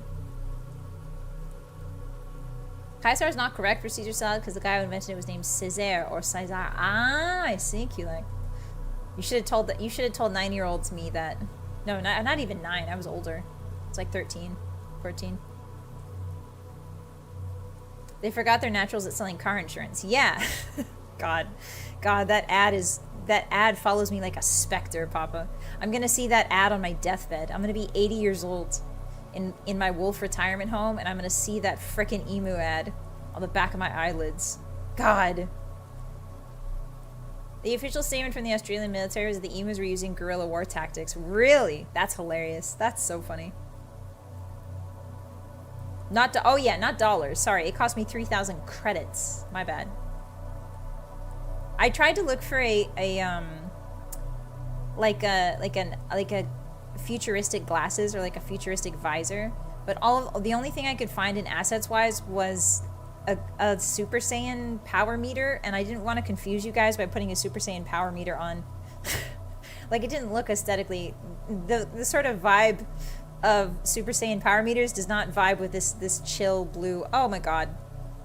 This chill pink cyberpunk I've made for you. Why would you put the birth control? What the? Now I've got 4 glasses. There's no women around here. I don't need the birth control goggles. I don't need them. Sorry, I'm supposed to be sad. I'm being sad girl. I'm not gonna yell at you guys. I'm not gonna get angry. Apparently the emus even set up scouts. Really, Storsky? Fascinating. EU5 needs a playable emu tag. You can play as a... Can't you play as like a horse in EU? No, not in EU. In CK2, right? You can play as a horse. Hi, Chewy. Welcome in. How are you? Happy Thursday. Hi. I feel like most of the Australian wildlife would reek us. Reek us? Wreck us? Yeah, probably skeleton. Australian wildlife... The thing is with most wildlife, if you put it in another biome, it either dies or succeeds hilariously. Consider the humble mongoose. A native, I believe, of India. It would previously prey on birds from India and snakes, snake eggs. Mongoose's main diet is eggs, as well as birds and snakes. And then when they imported the mongoose, they were having rat problems, right? They were having rat problems in Hawaii because they were shipping out tons and tons of sugarcane and tons of pineapple, and there's a lot of shipping going on. And so they had a big rat problem because ships coming in would bring rats, ships going out would take rats, and so just tons and tons of rats all over Hawaii. So what was their solution? Yes, mongoose. Let's bring in mongoose. Now granted, mongoose do kill other rodents and eat other rodents, but the issue is mongoose mostly eat eggs and birds. And so Hawaii has a lack of snakes. There's not many snakes in Hawaii. There is one Hawaiian snake. It's very small. I think there's only a couple. But the one I know is the Hawaiian snake. It's very teeny tiny. It's like an earthworm. But so what happened was the mongoose decimated the local Hawaiian bird population. And the sad part is that Hawaiian birds are very, very special. It's like the Galapagos Island. You guys have heard of the Galapagos Island. The Galapagos Island is very special genetically because it is an island that's far out enough that the genetic diversity is unique, shall we say. And so it's the same thing with Hawaiian birds. There's some beautiful, gorgeous Hawaiian birds that just don't exist anymore because of people moving in and also because of the mongoose. And so now when you go to Hawaii, mongoose are just running around. They're like chipmunks. There's no chipmunks in Hawaii. There's mongoose. They live in the sewers. They live in the fields. Yeah, crazy stuff. Same with Madagascar. Really, Dash? I had no idea. Will this be on the test? Yeah, Taylor, I'm testing you. I went from sad girl to testing you girl pretty quick, huh? Who would win, an American or Australian spider? Oh, definitely an Australian spider, Lucro, no question. I mean, a South American spider. The huntsman spider wins. Always. The huntsman spider wins always. They're freaky, they're large, and they'll kill you. So... mongoose, yeah. You saw so many mongoose when I went to Hawaii. I know, right, Captain? It's crazy. Among Us. Yes, the Among Us. You think that cats would have been the answer to the rat problem? Yeah, Kiwi. I don't know what it is, but I don't know why they introduced mongoose, but it was a bad idea. Yeah, Hawaiian birds do also have a big cultural significance, yeah. Can you eat them? No, I don't believe you can. I don't believe people have tried. You know a lot of stuff, Bossy? Thank you, Farmer. My brain has holes in it, but sometimes it has pockets of nuggets of information. Very deep, like nougat in a Snickers. Cats are highly bad. Yeah, cats do decimate local rodents, too. They're pretty bad. Yeah, people shouldn't mess with nature. That's true. I feel like there's an appropriate amount of messing, you know? But sometimes it gets a little bit out of hand. Sounds like Swiss cheese brain. Yeah, it's all the rabies you guys give me. Every time we meet up, you guys give me rabies. It just gets worse and worse. You guys give me encephalitic What's that word when you got holes in your brain? Spongiform. Spongiform means holes. Encephalitic spongiform. Because of the hotties. Your aura just causes my brain to start leaking out of my ears. You're welcome. Thank you, Papa. Appreciate it. I get rabies, give to you, I free of rabies. I'm not sure that's how it works for the crew. Unfortunately, it's mostly out you mess with. Yeah, true, Karma. I don't stink like cheese. Oh no, Swiss cheese. I see, Veggie. That's supposed to be my brain. My brain's not stinky. I'm pretty sure. I mean, I haven't smelled my own. Sorry, I'm getting funny again. We're supposed to be sad girl hours, guys. We're not supposed to be funny. I was about to say, I've never smelled my brain before. And that's not a sad thing to say. That's a weird thing to say.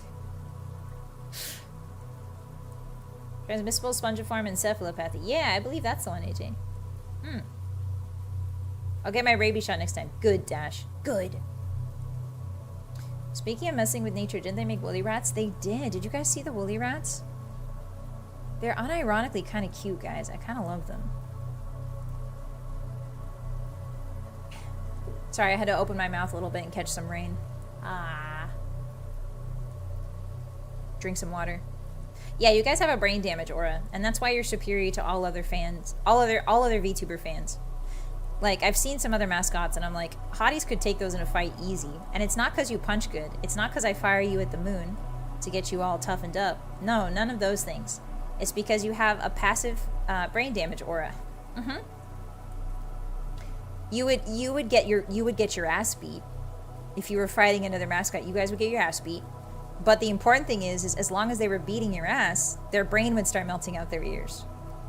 And then that means that nature has perfected evolution with you. You are the perfect animal. Yes, a constant negative 1 HP per second. Exactly. You are the brain rot. Yes, Kano, you figured it out. All these VTubers are saying like, oh, like we've got the brain rot, I've got the brain rot. You are the brain rot.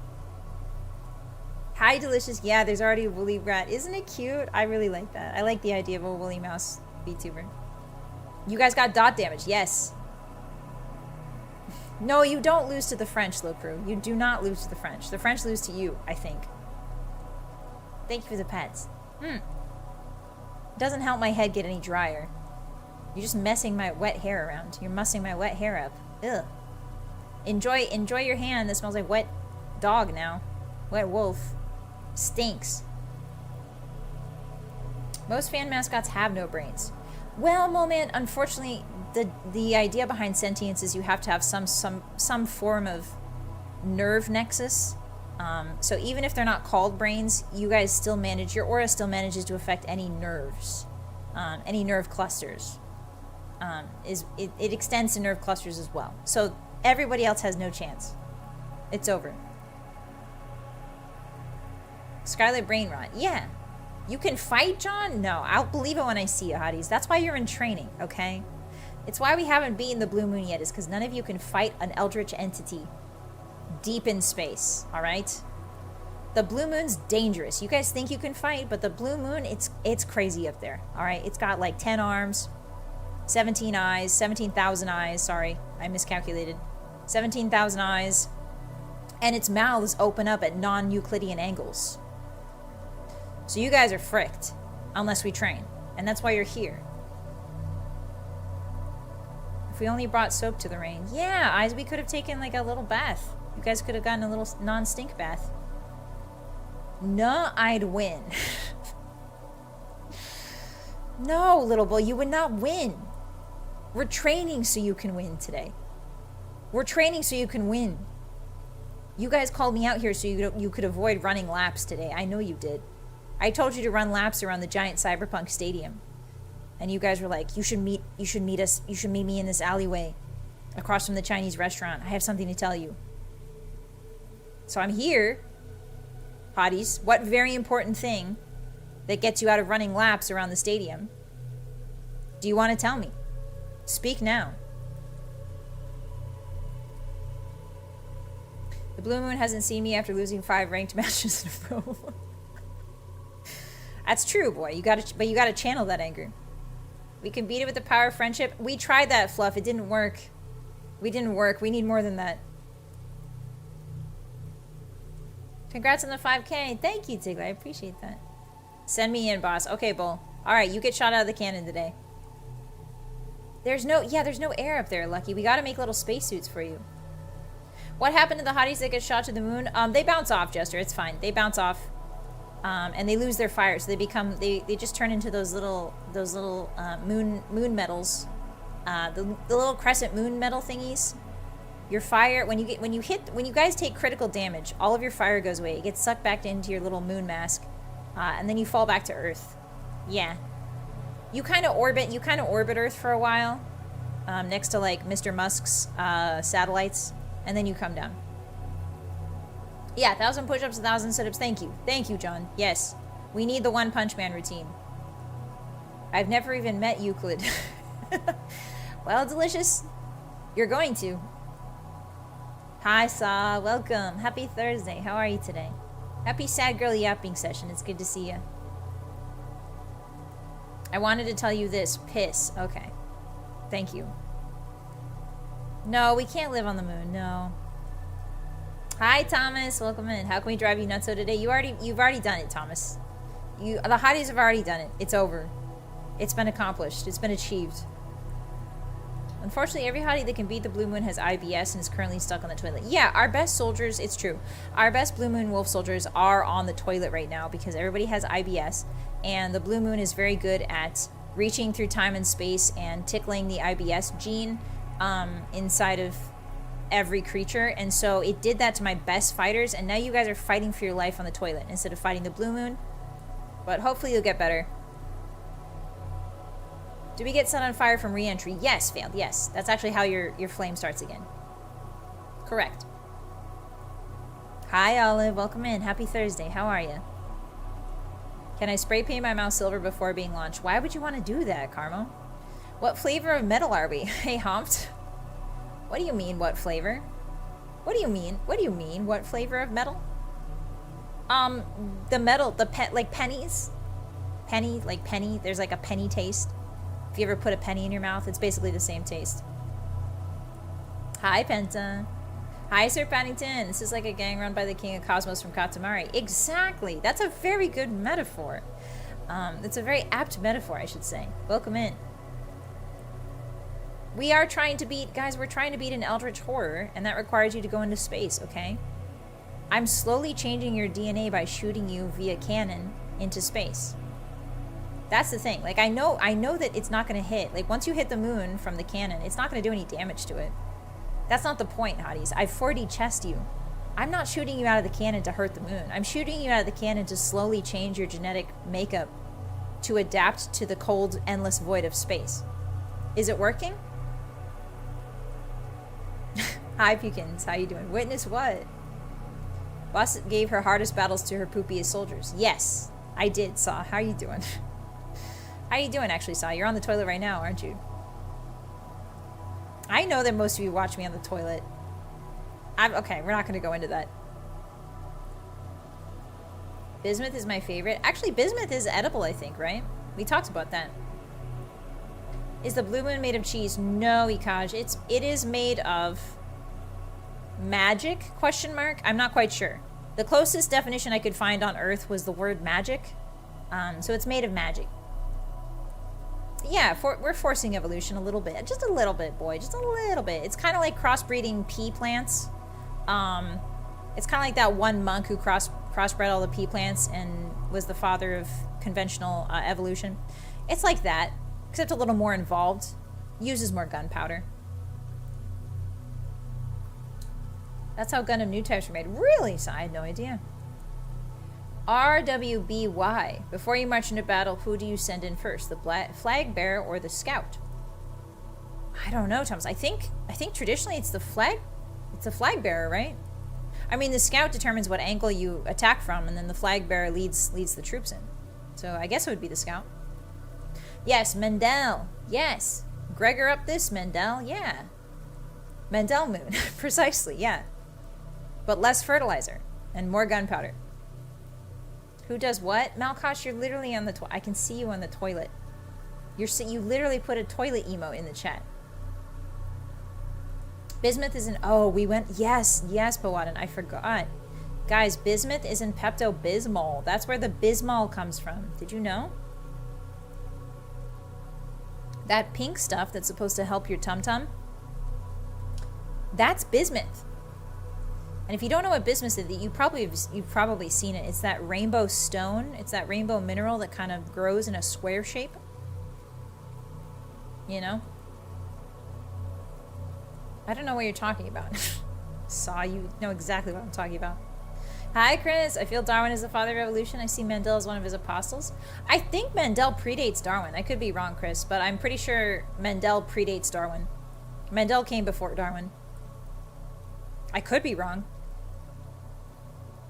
Somebody look that up for me. I think Mendel came first. I think you mentioned that before because where else would we have learned that? True, David. Very true. I don't think you would have learned it anywhere else. I don't think anybody's telling you guys in your life that I don't think anybody walks up to you and says, hey, Pepto-Bismol is made with bismuth. Did you know? You're right by 200 years. Ah, okay. Yeah, so if Mendel predates Darwin, then Darwin probably got some of his hypotheses and ideas from Mendel's work then. They were roughly contemporary. By 200 years, Paladin? I don't think that's contemporary. Bismuth is bi, which is pretty cool. Yeah, it's got bi in it. I think the Latin prefix is bis, and then muth means something. I think muth is like lith. Like lith means stone. I think muth means something. I forget though. I'd have to look that up. Is it in the ingredients label? I don't know, Patchy. I haven't drank in Pepto in a hot minute. It's also why some bowel movements are dark after drinking Pepto. Really, kind of. Do humans not process bismuth? I know you can eat it, but I don't know if you process it. There's two ideas behind eating random stuff. It's like, one, you can eat it and it won't kill you and it'll pass through you completely untouched. Or two, you can digest it and you can eat it. You know? I only learn what boss deems worthy of my learning. Perfect, Underseer. That attitude will get you far in the Blue Moon Wolfgang. Did you know that we once tried to substitute blood for blood transfusion with cow blood? What happens, Legend? I'm actually kind of curious. What happens if you put animal blood in like a human? Does it reject it? Do you get sepsis? Do you die? What are the symptoms? What are the effects? We are not doctors, by the way. Legal disclaimer, we are not doctors. I'd be way into collecting crystals if you could eat them like bismuth. Yeah, that would be cool, Roscoe. Be the change you want to see in the world. Tell people about Pepto. Yeah, LJ, that's what I'm doing. I'm spreading the Pepto gospel. It causes liver damage. Jesus. Oh, God. You get superpowers. I don't think so. I think that's wrong. I don't think that's right. Animorphs happens. Oh, and then thus starts Animorphs. Guys, did you know the Animorphs are war criminals? Guys, did you know the Animorphs are war criminals? They get up to some crazy shenanigans in the Animorphs books. Do we got any Animorphs heads in here? Yeah, the Animorphs are war criminals. Animorphs gets really weird and really dark. They basically like... Yeah, if I remember correctly, don't they like force... So basically all I remember is that the Animorphs are fighting an alien race and they convince a bunch of terminally ill... The Animorphs are like, we need more people who can fight the aliens and turn into animals. So the Animorphs convince a bunch of terminally ill children to become Animorphs. They go to a hospital, like they go to the hospital world where the terminally ill children are, and like, hey, do you want to get superpowers? We need you to fight the aliens. Yeah, the books are scary, Akaj. Is it more messed up than the Hunger Games? I think so, Kulek. The books go completely off the rails. The TV show did not get into the juicy war crimes. Yeah, Kiwi, it's wild. The show is not... There was a show, Captain BA? There was a show? The book with the girl turning into a hamster? Yes, John, those books, yes. I remember the books, but I never... You should give it a shot, Cersei. They're not They're not that long. They're intended for like preteens, I believe. So like 12-year-olds, middle school. I would say middle school age. And they're only like 60. No, they're more than that. They're like 100 pages, maybe 200. So not super, super long. I think the big ones are maybe 200. But yeah, fascinating. I'm surprised Animorphs didn't get as more popular. Like, it was very popular. But I'm surprised like there wasn't, I don't know, I'm surprised there's not like a live action adaptation happening right now. You know how much people like reboots. Hollywood loves reboots these days. I'm surprised there's not like, they're trying to make a dark and gritty Animorphs reboot. Because they wouldn't have to try very hard, you know? Vtubers are just Animorphs who got stuck. Yeah, Karma, I'm living proof of that.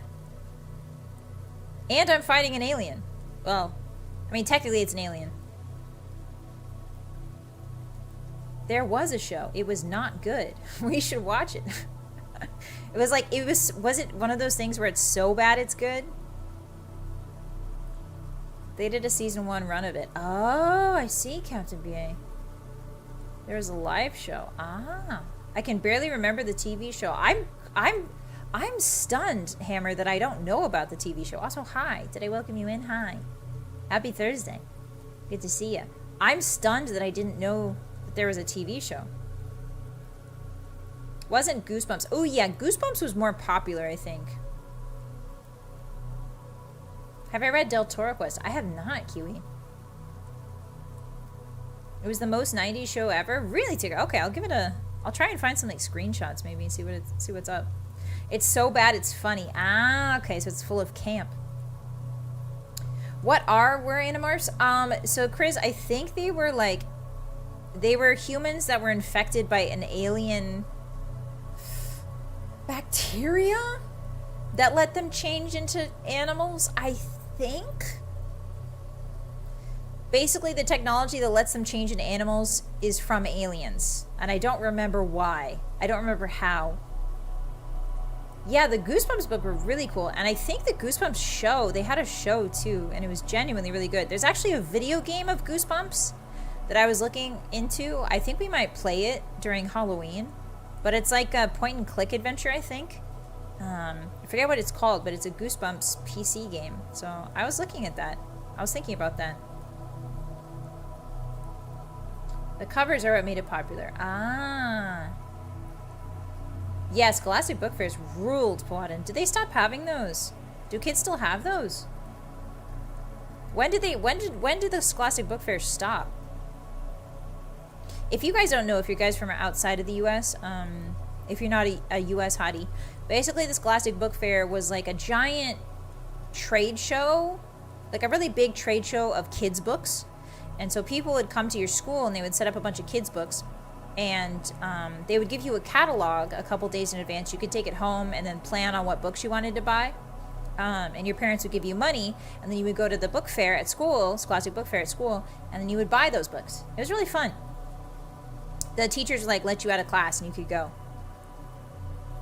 You had them in Canada too. Oh, nice, GTT. I remember playing the Goosebumps Carnival of Terror game. Yeah, I think that was the one I was looking at, Mr. Uncle. Sorry, I'm supposed to be a sad girl. Sorry. Sad girl. Not enthusiastic girl, sad girl. It's Scholastic iPad fairs? No, Fluff, no. I would always buy the chocolate eraser. Ew, boy. Ugh, I hated that thing. It smelled so bad. They still have book fairs? Oh, that's good to hear, Ken. Those fairs are still around, but more limited? Aw, that's too bad, Legend. I would hope they'd get even bigger. I always remember being too poor for those book fairs. Yeah, moment. There were some years I couldn't afford it, so I would just buy the pencils. They had a really nice pencil pack that I would always buy. They had really good, yeah, they had good erasers. They had good non-book items too. Pencils, paper. They'd have stickers, I remember. When the Scholastic Book Fair stopped, fun died. Yeah, Ikaj, that's the day that fun went 6 feet under. Kids can't read anymore. They can, Laser. They are. It's just gonna take them a little longer. Don't worry. Smencils. Yeah, sometimes the pencils would smell. There was like these weird pens that smelled like blueberries. You guys remember those? Remember when Pizza Hut bribed you to read? Pizza Hut bribed you to read? Sorry?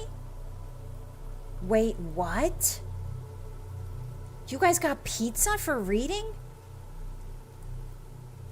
My mom's a school librarian, has to deal with it twice a year. Yeah, I bet it's a whole thing for a librarian, Ken. That's really cool though that your mom's a school librarian. That's very sweet of her. It's very cool. Very cool. She's helping kids. I used to like going to the book fair. Yeah, I liked it a lot, Starsky. It was nice. It was good. Not much time to read books these days, but itching for another Lotor reread. You should do it, Mr. Shrek. Now is a good time. Spring is a good time to read Lord of the Rings. Winter and spring are the two best seasons to read Lord of the Rings, in my opinion. You get personal-sized pizza with enough books read. Oh, really, Hammer? When did they stop doing that? I never got that. What the heck? $1 school popcorn? Let's go, Suicune. Hell yeah. At my high school, I remember there was a girl who was raising money for her college tuition. So her mom would make a bunch of Spam musubis. If you don't know what Spam musubis are, they're basically like two little wedges. It's like a sushi. Imagine sushi, like a big sushi, but Spam on top. Fried Spam. And her mom would get up early and make like little Spam musubis, and then she would sell them for $1.25 at school. She would go around with a big bag of like fresh, warm Spam musubis. And for all the kids who hadn't eaten breakfast yet, or for kids who like wouldn't get breakfast at home, right, for whatever reason, you could buy a Spam for $1.25. And she was saving up for college, and she went to college. I think by the end of her 4 years in high school, I think she had saved up something like, she never told anybody the exact amount, but like I was under the impression it was at least 5 figures.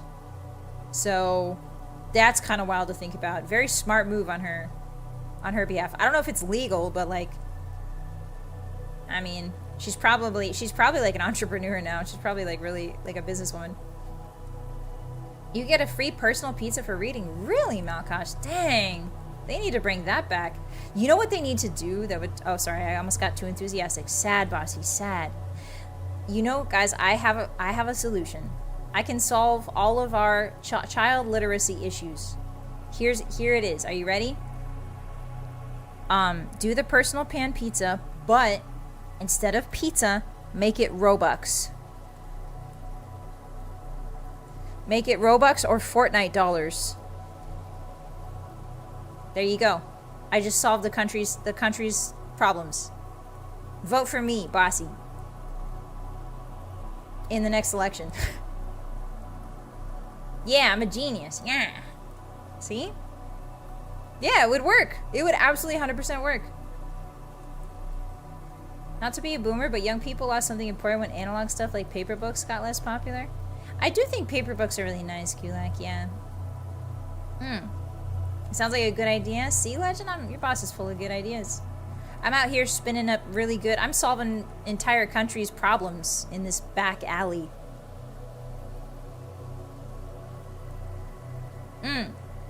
Doesn't matter what office. Hey, Greed, it does matter, actually. Hey, Greed, we can't get too greedy. We can't put me in all the offices, you know. We're going to have to choose one. We're going to have to narrow it down a little bit. Bossy for Board of Education. Yeah! Put me on the Board of Education. I just want to make kids play the horse game. In my defense, Horse Plinko on Roblox is a very good game. Okay? And if I had more time, I would play more Horse Plinko. Horse Plinko on Roblox is good. Roblox is good. Sponsor me. Vtubers is world leaders. That would not go well, Eyes, I don't think. You play Roblox? Sometimes Zelly and Daya and Tomomi introduced me to the world of Roblox. And I only ever play it with them usually. So sometimes we will have Yap sessions late at night. And we will play Roblox and we will play Horse Plinko. And we call it Horse Plinko. We use that. I don't know why we say it like that, but our voices go, Horse Plinko. Let's play some Horse Plinko. And we just yap about all kinds of stuff while passively generating trillions of dollars and quadrillions of dollars of income in horses. So, the health department is on its way. What's wrong, Laser? Why is the health department on its way? What did I do? I'm just saying, Roblox would get the kids to read. Let's read books and have a pizza party. Oh, that would be fun, little ball. That would actually be kind of fun if we had like a... would you guys like that, hotties? Would you guys like a book bingo card, and then when you read enough books, you could get a little pizza? Would you guys like that? We could have like a pizza night or something. That'd be kind of cool. I'd have to find the original. What was it? Domino's? Did Domino's do this, or was it Pizza Hut? Yeah, you guys like that? Okay. All right. I'll think about that. I'll try to find the original card. That way you can like cross it off or print it out or put it on your phone or whatever. Pizza Hut. Okay. I'll look for the original card. Yeah, book club. Yeah. And then once you like finish the amount of books you needed to read a month, we could all eat pizza together. We could have our book club pizza. And you guys could show me your cards. You guys could submit your cards so that I could make sure that it's true. You're gonna make me read? Yeah, Fluff, but it's like anything you want. Like a book is... There's a lot of really small books these days. Go read the Animorphs. Yeah. A stream with reading old Goosebumps or Animorph books would be fun too. I don't know if we can read them on stream, Mr. Uncle, because they are copyrighted material. I don't think I can show them on stream. But I think if we read them like off stream together, yeah. That would be really fun. Like not off stream, but like I would read it. I can't show it on the screen, but I can have it in my hand, basically. Go read Warrior Cats? No, Sweetcon, I don't have any interest in Warrior Cats. I'm sorry. I wish I did. Redwall, I'm more of a Redwall girl. Redwall is my jam. Yeah. Text-only books? No, even text-only, I think, Patchy, there are copyright issues with showing text-only. Because then you can just screenshot it. You don't have to buy it when you can just screenshot it. That's the issue. Read The Hobbit or Fellowship first? The problem with The Hobbit and The Fellowship is it's a very, very long book. Those are both very long books. And I don't wanna immediately like throw the hotties into the deep end, you know? But I do love pizza, so it's a deal. Hell yeah, Chunky, yeah. Yeah. I haven't touched a real book in like 3 years. I mean, now's a good time to start, Sweetcoon. We could do maybe like a list of book recommendations. We could do a stream where we could do book recs and stuff. Yeah, I would love that. Hi, Finelka, welcome. Happy Thursday. How you doing? Yeah, I like Redwall too, Farmer. Redwall's really good. I think you guys would like Redwall. It's a pretty good book series. It's about mice that are fighting a war. It's basically CK3 but with mice. And a lot of descriptions of feasts. It's got the Lord of the Rings feasts down pretty pat. There's like meadow cream with biscuits and blackberry mead and stuff like that. Yeah, Redwall. The Redwall series. Redwall. Strawberry cordial. Oh, gosh, now I want juice, AJ. I want juice so bad. Can we bring light novels? Yeah, light novels count, Sweetcoon. They're technically novels. Of course. Does manga count? Yeah, sure. They're technically books. I'm heading to work now. Wish me the best, Bossy. Bye, B. Thanks for hanging out with us. Have a good one, okay? Be safe. A text-based mukbang. Yeah, it's delicious. I really love the Redwall feast. We could read The Art of War on stream. Oh, we could, Tigler. We could finally read Sun Tzu's words for real.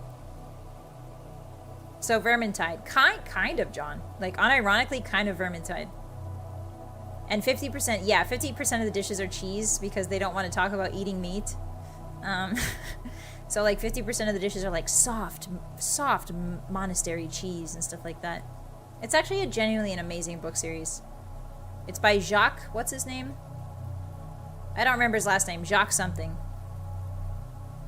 Reading-wise, one very cool option are those Soya game books from Choice of Games, which makes conventional ebooks with stat checks, character relations, lots of branches. It's even easier to get into it on phone. Ah, I've heard of those, MDK. Those are called lit RPGs, right? Those are called lit RPGs? I've kind of wanted to write one of my own. It's like a choose your own adventure, where it's like a solo D&D adventure, basically. I've looked into those. Ah, Brian Jacques, thank you.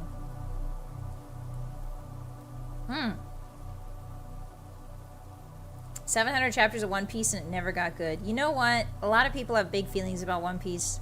I can't do long manga like that anymore, guys. I can do like maybe like 5 books, but 700 pages is just so much. 700 chapters? Not even pages. 700 chapters? I can't do it, man. Manga gets too long for me. Give me the slice of life. Give me the slice of life stuff that's only five books, you know? The Art of War is an entire chapter dedicated to the use of fire. Ah, perfect, David. Yes, we can educate the hotties on the use of their fire powers. I like One Piece. Yeah, fire health. To each their own, obviously. But 700 chapters is a lot. Whew. Yeah, they have a sister company who's meant for amateur writers. Oh, that's very cool, MDK. If you do get to play choice of games, I suggest Heir of the Eagle. Are there any ones that are female-based? I don't really enjoy male-based choose your own adventure games. Just because, like, a lot of times I can't really relate to them. Sometimes they get, like, kind of weird. They're like, the woman was so hot. And I'm like, you know what I mean? Like, yes, I'm so strong in my butt. In, like, you know what I mean? Like, sometimes it's hard. They go really, the ones I've read at least, they go really hard in on the, like, strong man. But I haven't read any modern ones, so maybe I'm just... You can choose your own gender and preference. Oh, perfect. Okay. So you can be a lady. Yay! She breasted boobly to the stairs. Oh, Fluff. Oh, no. Not the breasted boobly. Mark Twain short stories? He does have short stories, Kin. Yeah. I don't really like... Mark Twain is not my favorite classic writer. It's not because I don't like... it's not because his subject matter is fine. But the structure of the way he writes confuses me a lot. And he's just old enough... Like, his writing is just old enough that it's hard to parse. Like, we don't talk that way anymore. So I have trouble with Mark Twain, I think. And so I haven't read him, and I haven't read his short stories in a while. I remember reading one after I read Huckleberry Finn. I read Huckleberry Finn, then I read a short story for a book report, and then I don't remember anything else that I read by him. So I'll give him a shot again, but he's a hard one for me, and I'm not sure why. Same with what's his name, Fitzgerald. I'm not good with Fitzgerald. I don't like The Great Gatsby. I think it's a terrible book. And not because of the subject, just because it's terrible. It's not written well. A Connecticut Yankee in King Arthur's Court, the original American isekai. Oh, he had an isekai, did he? Huh. Glorknod the Bone Jiggler's Quest for the Buxom Baroness of the Booty Badlands. Oh, is that one, Mr. Scorpio? We gotta read that immediately. Heavingly, yes. Everybody knows that the most important part about a female warrior is how high her breasts, during battle, of course, how high her breasts move. Everybody knows that you need at least a paragraph dedicated in the heat of battle to how high a female warrior's breasts can bounce. Yes. Yes. Yes, that's what's most important in literature. Yes. Yes. I know some good lit RPGs on Audible. Really, Little Bull? If you're in the Discord, you can link them to me. I think we have art. We have an art channel for that.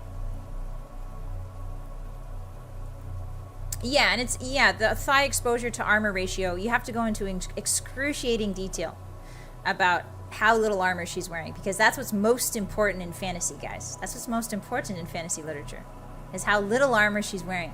Yes. Not about the cool elves, not about the lore, not about how she's like the best assassin in the world. None of that. I just want to know how little clothing she's wearing. Please. I want paragraphs dedicated to it, actually. Hi, Bob. Welcome in. Yeah, I'm glad we can agree. Yeah, LJ, I'm glad we're agreeing. Yeah.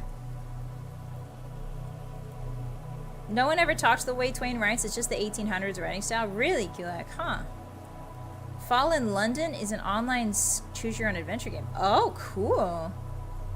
That makes me think of Hellgate London. Uh-huh. I wish the Discord link could work so I can join. Oh, I'll update that, Suicune. I'll update that. Thank you for reminding me. Yeah, that's why it's called fantasy. Exactly, Flamdring. Grim Reaper, thank you for the follow. Welcome in. Enjoy those emotes. Yes, very important for the immersion. Yes. I read Great Gatsby. I don't hate it, but I'm certainly not the audience for it. Yeah, Chris, I don't think I'm the audience for it either, to be honest. I don't quite understand it, you know? I feel like I have to be richer to understand Great Gatsby, you know? Richer and maybe more disillusioned with the world, I think. Maybe more cynical. I don't know. There's something about Great Gatsby that just... It's too dry. It's too... I don't know. Fallen London is rad. Okay, I've never heard of this in my life. Gatsby has way too much symbols. Yeah, it does. You played Fallen London 10 years. It's been around for 10 years, AJ? Jeez Louise. Wasn't the point his pretending to be rich? Yeah, Nora, but at the same time, it's hard to relate to him because he's pretending so hard, you know? I don't understand a lot of his references he's making because I don't understand how rich people live. I feel like you would have to be... I feel like part of it is, yes, he's pretending, but what he's referencing comes across as opaque or obtuse because most people don't know what it's like to be rich or like the mentality of the rich. So even when he's pretending, it's like, I don't understand what he's pretending right now. I think that was one of the problems for me. Is that there was a disconnect. Like, I'm sure that book hit really hard for people in high society or people associated or close to. Maybe like the middle class. Maybe the middle class could relate to Great Gatsby a lot more because of their approximation to wealth. Because they're not wealthy, but they have closer approximation to it, you know? I read Grapes of Wrath in junior high, and then I was like, why did they make me read that? Yeah, Cliff, it's rough. Grapes of Wrath is good, but it's rough. It's rough, a lot of these, the problem with these classical books they make kids read in school is a lot of them are couched in old language, so you're like, what is going on? And also, these kids don't know the historical context for these books. Like, you can't just throw them the book and be like, this book is so good and it explains so much about like XYZ in culture. It's like these kids don't understand the history. Like, teach them the history of this book, or like when this takes place and the events leading up to this book in history before you make them read the book, because then they will have more context, because without context a book is just a bunch of words, you know?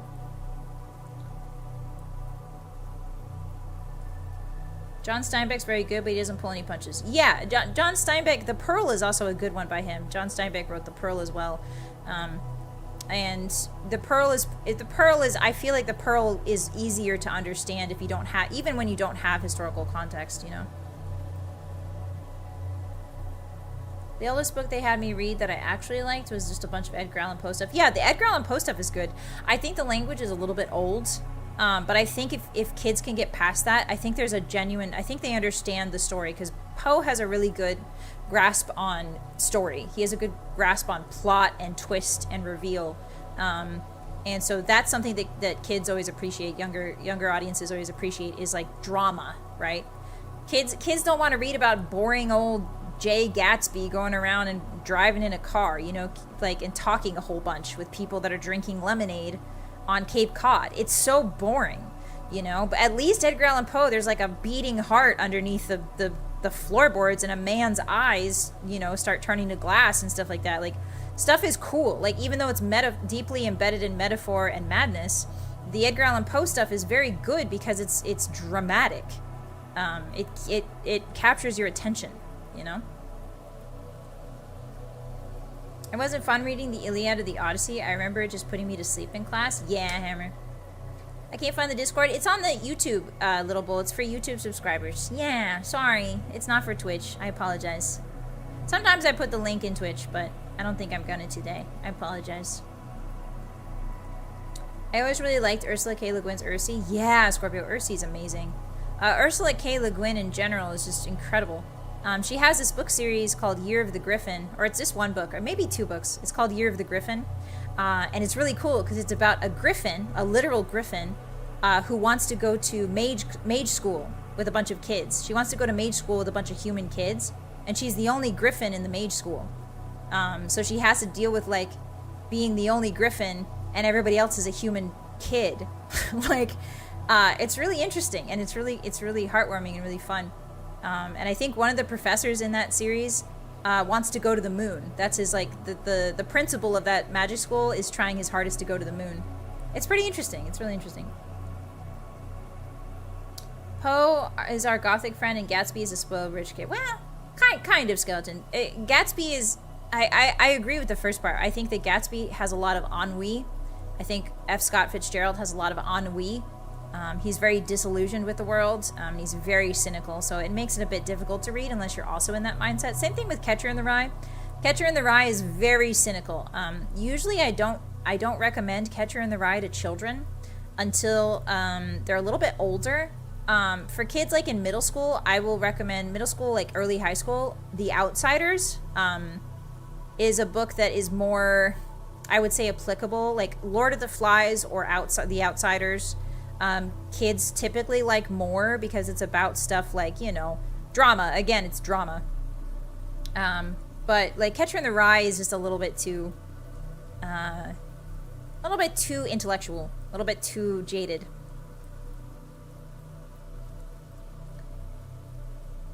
Didn't that happen in Harry Potter? Did it? Did it, John? I don't know. I don't remember anything about Harry Potter. Except that, what's his name died. Cedric Diggory died. Have you read Ender's Game? I have, Chalice. That's a good one. I usually get really awkward talking to randos online, but the boss Discord's been very welcoming. I'm glad, Kulek. I'm glad. Yeah, it's a good atmosphere in there. Yeah.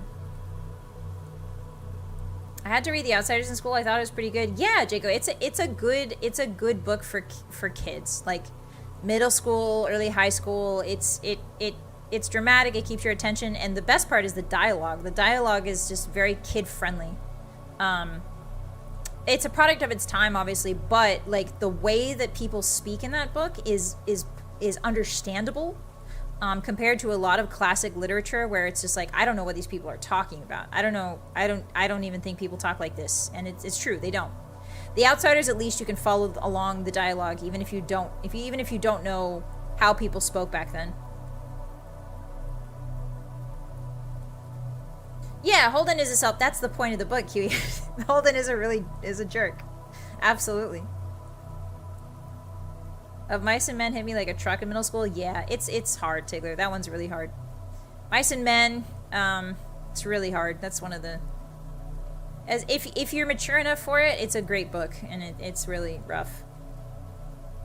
I remember reading Heart of Darkness, I think, when I was in the last year of middle school, and that hit me really, really hard, too. Heart of Darkness.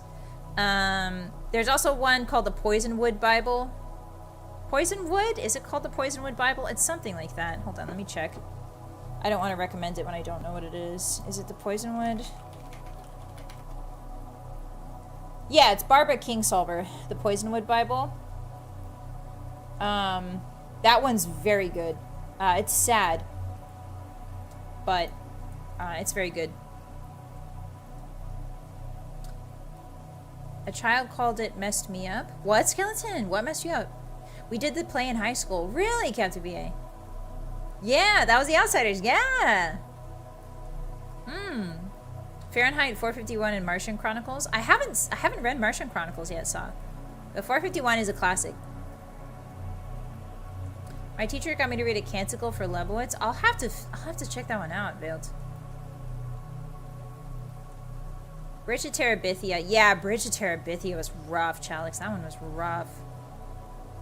Oh, A Child Called It. Oh, it's a book title. I haven't heard of that one. Stay golden, pony boy. No, don't stop doing the pissing one.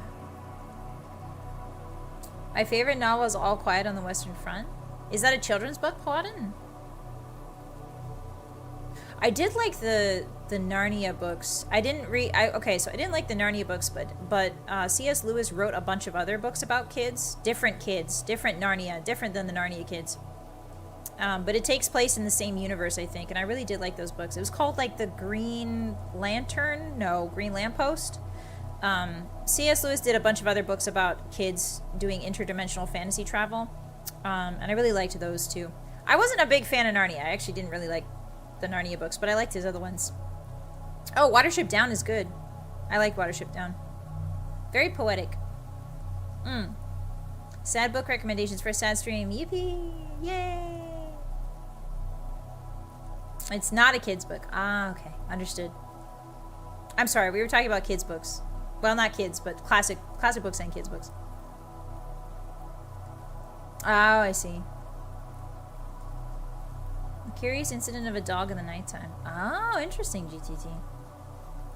Alright, well, it sounds like you guys are raring to go for that pizza ticket, huh? That Pizza Hut book ticket, huh? Sounds like you guys are ready. Sounds like you've got a big list already. Yeah, C.S. Lewis did other kids' books. Let me actually look at the title because they're really good.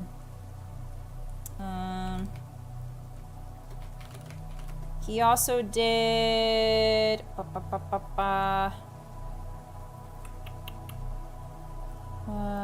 he did...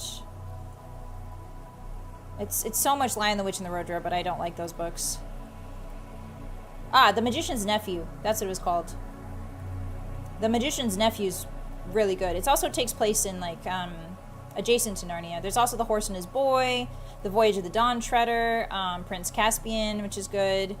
I haven't read The Last Battle, The Silver Chair. There's, like, a bunch of them. But the Narnia books that aren't about The Lion, the Witch, and the Wardrobe rule. Yeah. Hi, Lot. Welcome in.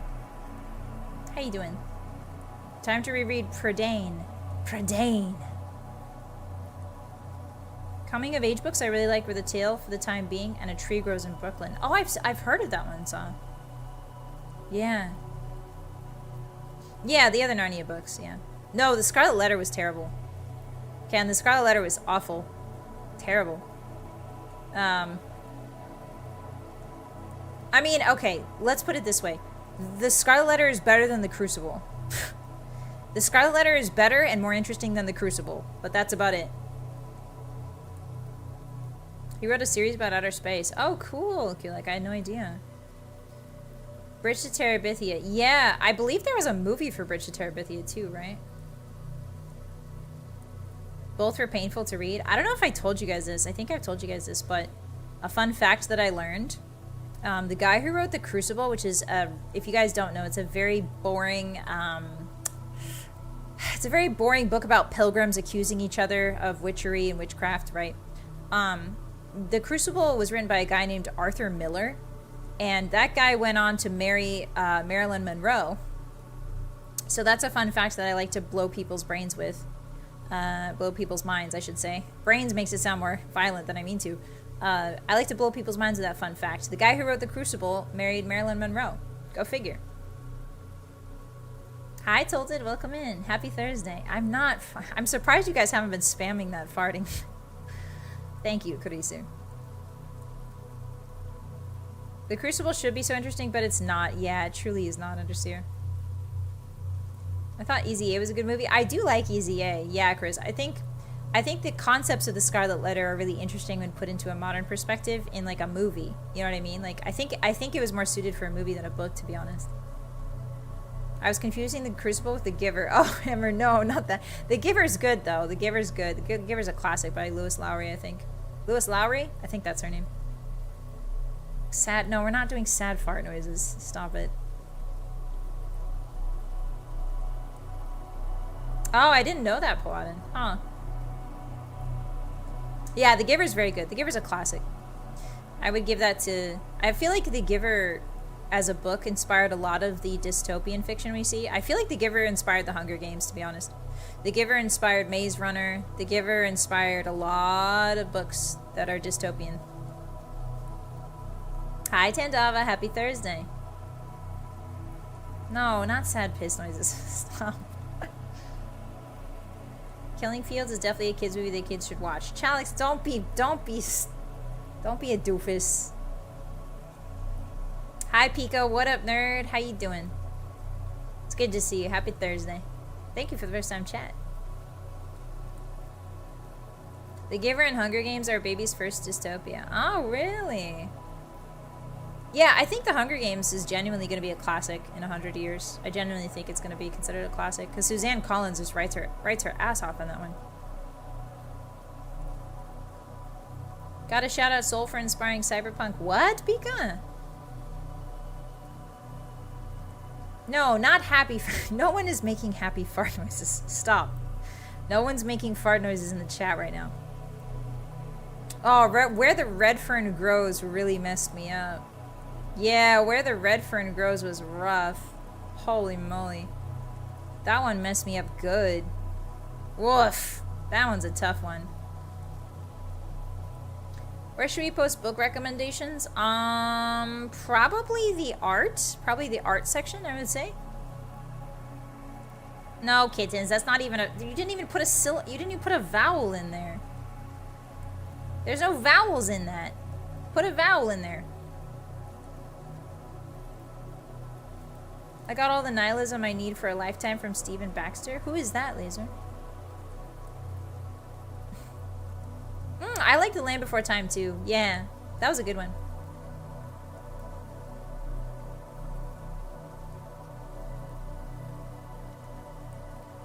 Yeah, school loves making kids read sad books. I don't know why. Like, I get it. But like, I don't know. That's one thing I don't like about forcing kids to do book reports is like, every time you make a kid do a book report, it's always on a classical book. Like, they gave us a choice of 3 books, but it would always end up being classic books, and classic books are very typically sad. They have sad endings. And like that, almost all of them have sad endings, and it's like, okay, well, is that what makes a classical book? Is that it? Is that all there is? Beowulf is great. It is a little long, Cliff. I don't think it's very kid friendly either. Oh, he's a science fiction author. I see. Frankenstein's good. I feel like kids would like Frankenstein. I feel like if you're trying to get a young reader to read, I think Frankenstein is a really good one. Stephen King. Oh, Stephen King's good, Tigler. I do like his stuff. Sadness is what inspires. That's true. There is a simple beauty to sadness. Stephen King is a master of his craft. How do I describe Stephen King? Okay, so Stephen King is a master at making you feel uncomfortable. A lot of people say, like, oh, he's a great horror writer. And he is. But the beauty of a Stephen King book... Yes, he writes a lot of them. You should read the early Stephen King stuff. It's important to read the early... It's like Miyazaki, right? It's like Miyazaki with Dark Souls. It's important to play the early FromSoft games, the early Miyazaki games, in order to understand his later games. It's the same thing with Stephen King. He is a master. Like, say what you will about him. Say, you know, he can be a sellout, he can be this and that. But he is a master of making you feel uncomfortable with the written word. And it is shocking to me how people write him off as being just a horror writer, because it's not just that. It's not just that. Like, Edgar Allan Poe writes horror, right?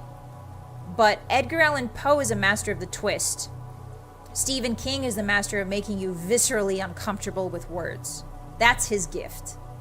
And I'm genuinely surprised that doesn't bubble over into his interviews. I think he might be the sort of person who has to sit down and think about it to make it really uncomfortable. But yeah, he's really good at that. Every time I read a Stephen King book, I end up feeling nauseous, and that's how I know he's good at what he does. Do I like it? Not necessarily. But you have to admit he's good at what he does. You break up with someone, extra inspiration. Yeah, that's like Taylor Swift's whole career, right, Pika? Isn't it like every time she breaks up with somebody, she makes a really good album or something? I don't know. I don't listen to Taylor Swift, but that's what I've heard. It's a good way to explain how reading his books feel. Yeah. Stand By Me was a great adaptation of Stephen King's story. Really? I haven't seen that one. Kiwi. Yeah, he loves the gross out. And a lot of horror writers, if you know the history behind horror writers, the horror genre in general is meant to it's meant to push conventional societal boundaries, because oftentimes that is what shocks people, right?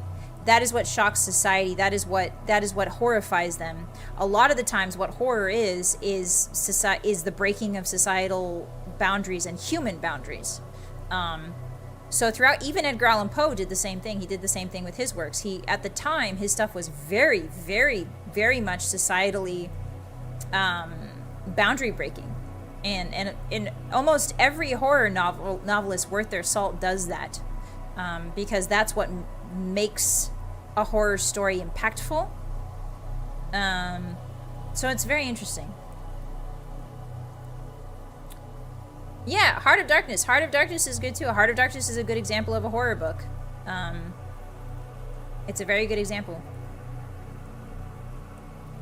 He was writing Cujo. He's able to read his own work as an audience member because he doesn't remember writing it. That's crazy, Kulak. Dang. We had in our school curriculum a book written by a... Oh. That's wild. Taylor breaks up just to write more songs. I don't know about that. No, I mean, listen. Listen, it's working for her, whatever it is. Didn't his wife help him a lot too? Yeah, I think so. A lot of writers in the old times especially usually were married guys. And being married meant that especially back in the day, it meant that you didn't have to worry about like making your dinner or doing your laundry. You could just write all day, you know? So yeah, basically every great writer of the olden times, a lot of their work is because that they didn't have to cook meals or do their laundry, you know? It's because they were married. Yeah, Lovecraft is wild. Lovecraft is really wild. You guys should definitely read his Wikipedia article, because believe it or not, it doesn't go too in depth, but it does explain a lot about Lovecraft, and explains a lot about his views, and like how he pushes his own boundaries in his writing. It's really fascinating. The Magic Treehouse series level, yeah, I remember those. Those were good.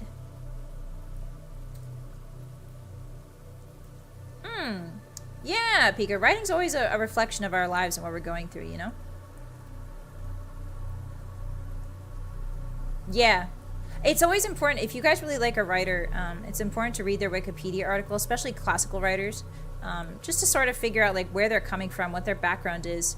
Because a lot of the times it does affect like how they write or what they write about, right? And it gives more insight into why they wrote the things they do. Yeah, Magic Treehouse ruled. Yeah, those were awesome. I loved those. King's wife saved Carrie. Apparently he thought it was terrible and had to throw it in the trash. Oh, but Carrie, yeah, Carrie's good, Jenko. His wife has taste. Yeah.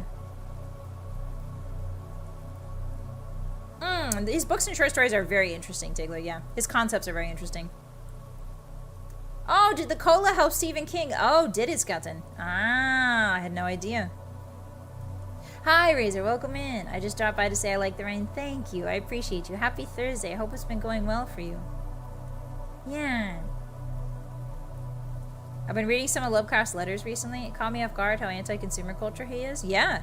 It's pretty interesting. A lot of writers start to focus on different things as they become, especially they age into geriatric years. I think like Victor Hugo is a good example of this. He was very, very much into French, I believe it was French politics at the time, like way back when. Hi, Nix. Thank you for the follow. Welcome in. Victor Hugo wrote Hunchback of Notre Dame and a couple other notable works. And he was very into French politics. And I think as he got older, he got even more into it. And then before he could become like a prime minister or something crazy, he died. So it was wild. It's 2 a.m. for me. Go to bed, Razor. Get out of here. I used to read Magic Treehouse and the Hardy Boys. Oh, the Hardy Boys was good, Thomas. I like those. I remember finding a really old, like, it was like, I think it was like 40 books of the Hardy Boys, but it was old and like most of the pages had been, something had spilled on them. So I remember trying to like flatten them out and like dry the pages one by one because I wanted to read them. Hi, Nix. Thank you for the first time chat. Hardy Boys and Nancy Drew for me. Yeah, yeah. I love Nancy Drew. I love her. She's such a girl boss. Yeah. Syphilis will definitely affect your mental health. Especially if you don't get it treated. Reading Lovecraft in non-English language, I didn't always know it. Yeah, it's tough. It's tough. It's like a lot of his stuff is very buried in metaphor, and Lovecraft specifically, he a lot of his story is told through delusions, and usually his main characters are delusional or driven to madness.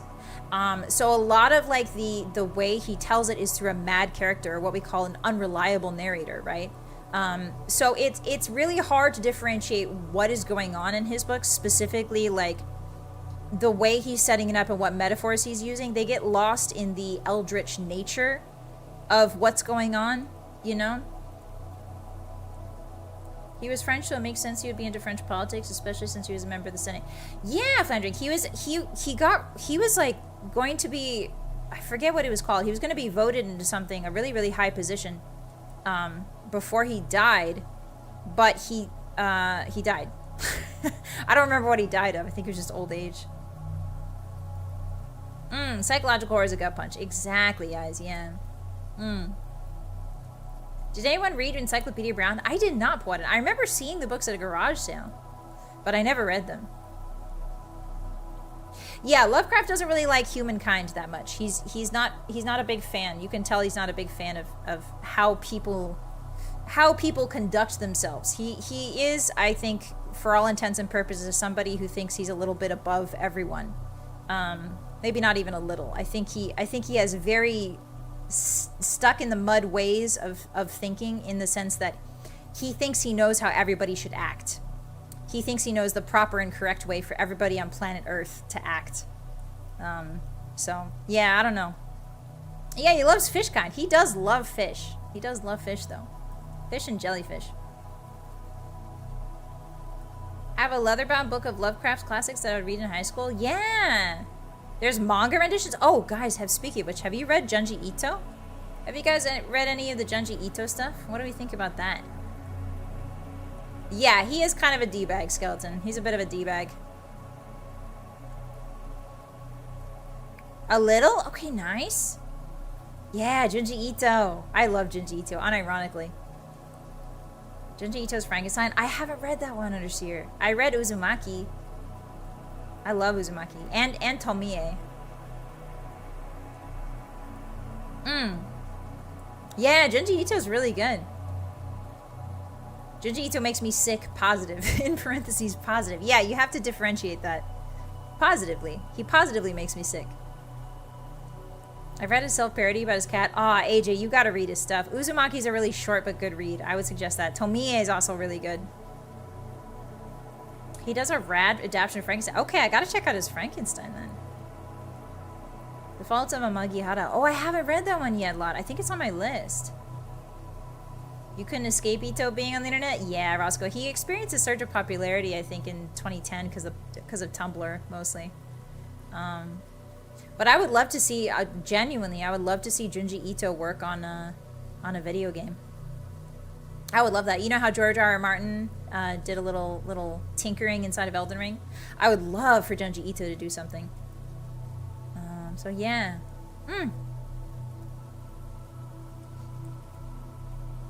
What time is it? Oh. Alright, guys. Alright, guys. Thank you very much for coming to my Sad Girl Rain hours. Thank you very much for yapping with me. I got a little bit too excited about books towards the end there. I apologize. But I hope that this was a nice, cozy Rain Zatsu. I have to go make some dinner. I gotta go back to my cyberpunk apartment and make my cyberpunk dinner. Thanks for calling me out to this rainy alleyway, Hotties. I don't know what was so important. In about 20 minutes, I'm gonna be hopping onto Minecraft. The Wilds Frontier. I might stream it. I might do a Garula stream of it. But me and the Red Dead Redemption girls are going to go train robbing. We're going to go rob some trains on Minecraft. So thank you guys very much for hanging out with me today. Yeah. This is a chill time. Oh, thank you, Tigger. We'll do more of these then. Yeah. Yeah. I think I learn a lot by just chatting instead of I know I go pretty hard on the video games, but I think I learn a lot about talking with you guys, and I grow in different ways whenever we chat, so, and do just chatting, you know? So I'm excited to do more of these. Yeah.